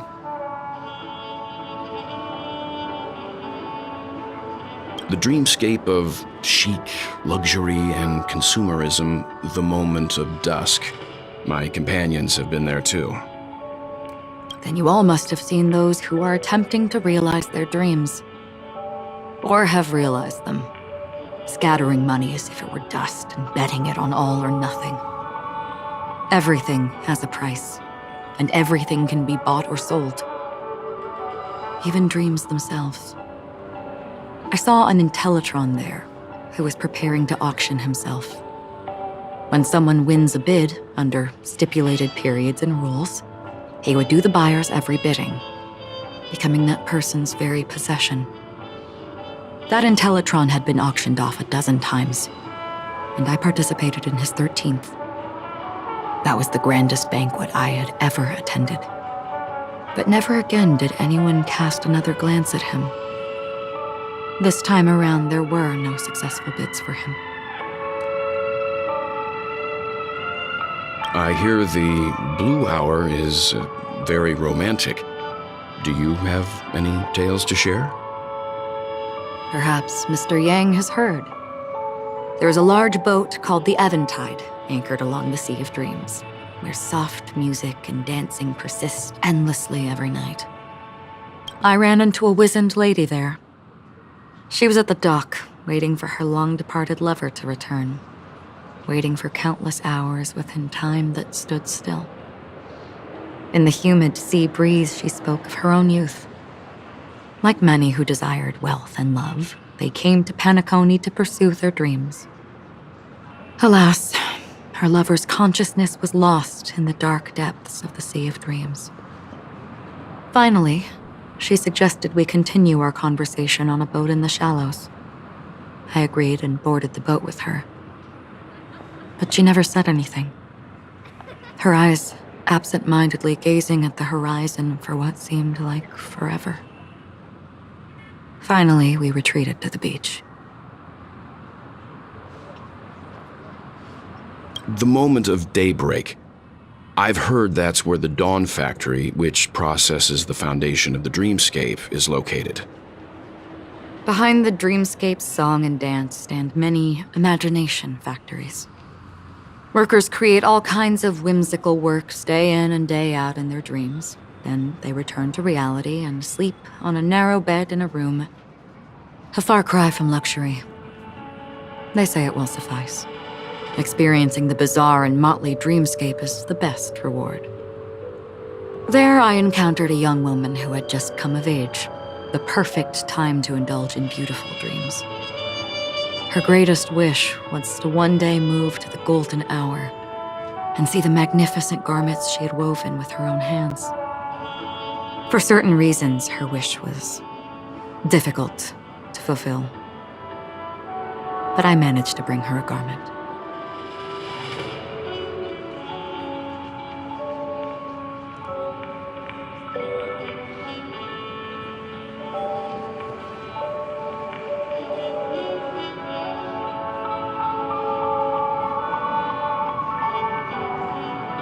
Gilded Hour. It's said to be Penacony's currency center. Yes. It is a fortress-like financial city, the economic heart of the dreamscape. The Pepeshi people of the Alfalfa family are there to keep it running, sending blood that is made from money everywhere on Penacony. Everyone there is exquisitely dressed and always in a hurry. The greatest wish of the local Pepeshi people is for their future generations to work in the Gilded Hour. I've never met anyone who is willing to talk. I could only stand at the crossroads, watching crowds of people hurrying like the wind through the jungle of steel, only to deposit the alfalfa credits that they'd earned into the bank's vault. I don't know if they would open the vault door, but before I left, I witnessed a well-dressed Pepeshi person plummet from the sky, while those around him continued on their way, unfazed. This is what I've seen and heard along the way. Someone once said to me, Penacony wasn't like this a long time ago, nor should it be. I've traveled through the reality and dreamscape of the planet of festivities, watched the tides of night rise and fall when time stopped for people, where the spirits of the rich and impoverished remain forever fixed on their own scales. This is why I think the collapse of the beautiful dream is inevitable. There might be a way to change everything. Perhaps. But if this is indeed the world that people desire, if this is precisely why life chooses to slumber, should we still seek to change it?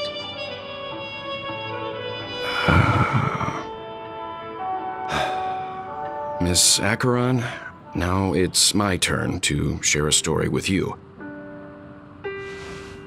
There was a man from my homeland who, at a time when the world was grappling with deep, unhealable pain, made a choice. He wove together the dreams of everyone in the world, linking people's dreamscapes and shouldered this burden himself. From this, he created a giant, a spiritual Adam. And since that moment, the giant stood between heaven and earth, becoming the pillar of the world's existence. As a price, those who found it hard to move forward, who could not advance, forever lost their future. They slumbered in a dream, devoid of disaster and pain, living out their days peacefully in the man's created utopia. And it is because of the wishes of those people who wished not to awaken that this spiritual Adam became unbreakable. And yet, you stand here right now, which also means that man failed.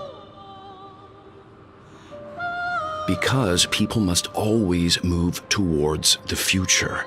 Even if human weaknesses make them pause when they truly cannot move forward, humanity will eventually seek a way to save itself. And that man, he was never a failure. Like everyone in that world, he etched the possibilities of human nature into his heart. He was the sun chaser of legend, soaring towards the sky and embracing his final victory with his fall. He ascended to heights uncharted, only to come face to face with the sun, a place not visited by anyone before. His wings would melt because of it, only for him to fall into the sea. And after that, countless others would surpass him, soaring to even greater heights. A fitting metaphor for the Nameless's trailblazing spirit.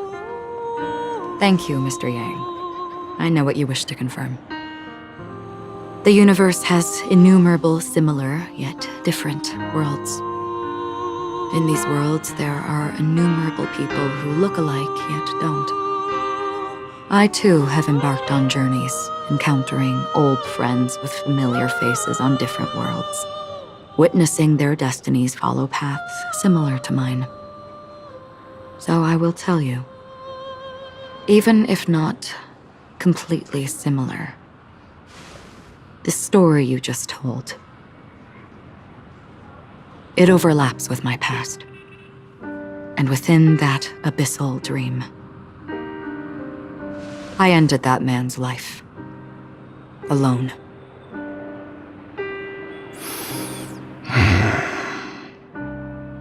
I am not who you think I am, nor will my home be as fortunate as your world. I am sorry. It's fine. I don't mind, so long as I can alleviate your suspicions. There's something I still wish to know, Miss Acheron. Under that representation of the hunt, exactly what sort of power is it that has motivated your solitary journey thus far? Mr. Yang, before answering that question, I wish to continue the previous topic. I like your analogy very much. Indeed, birds are born to fly.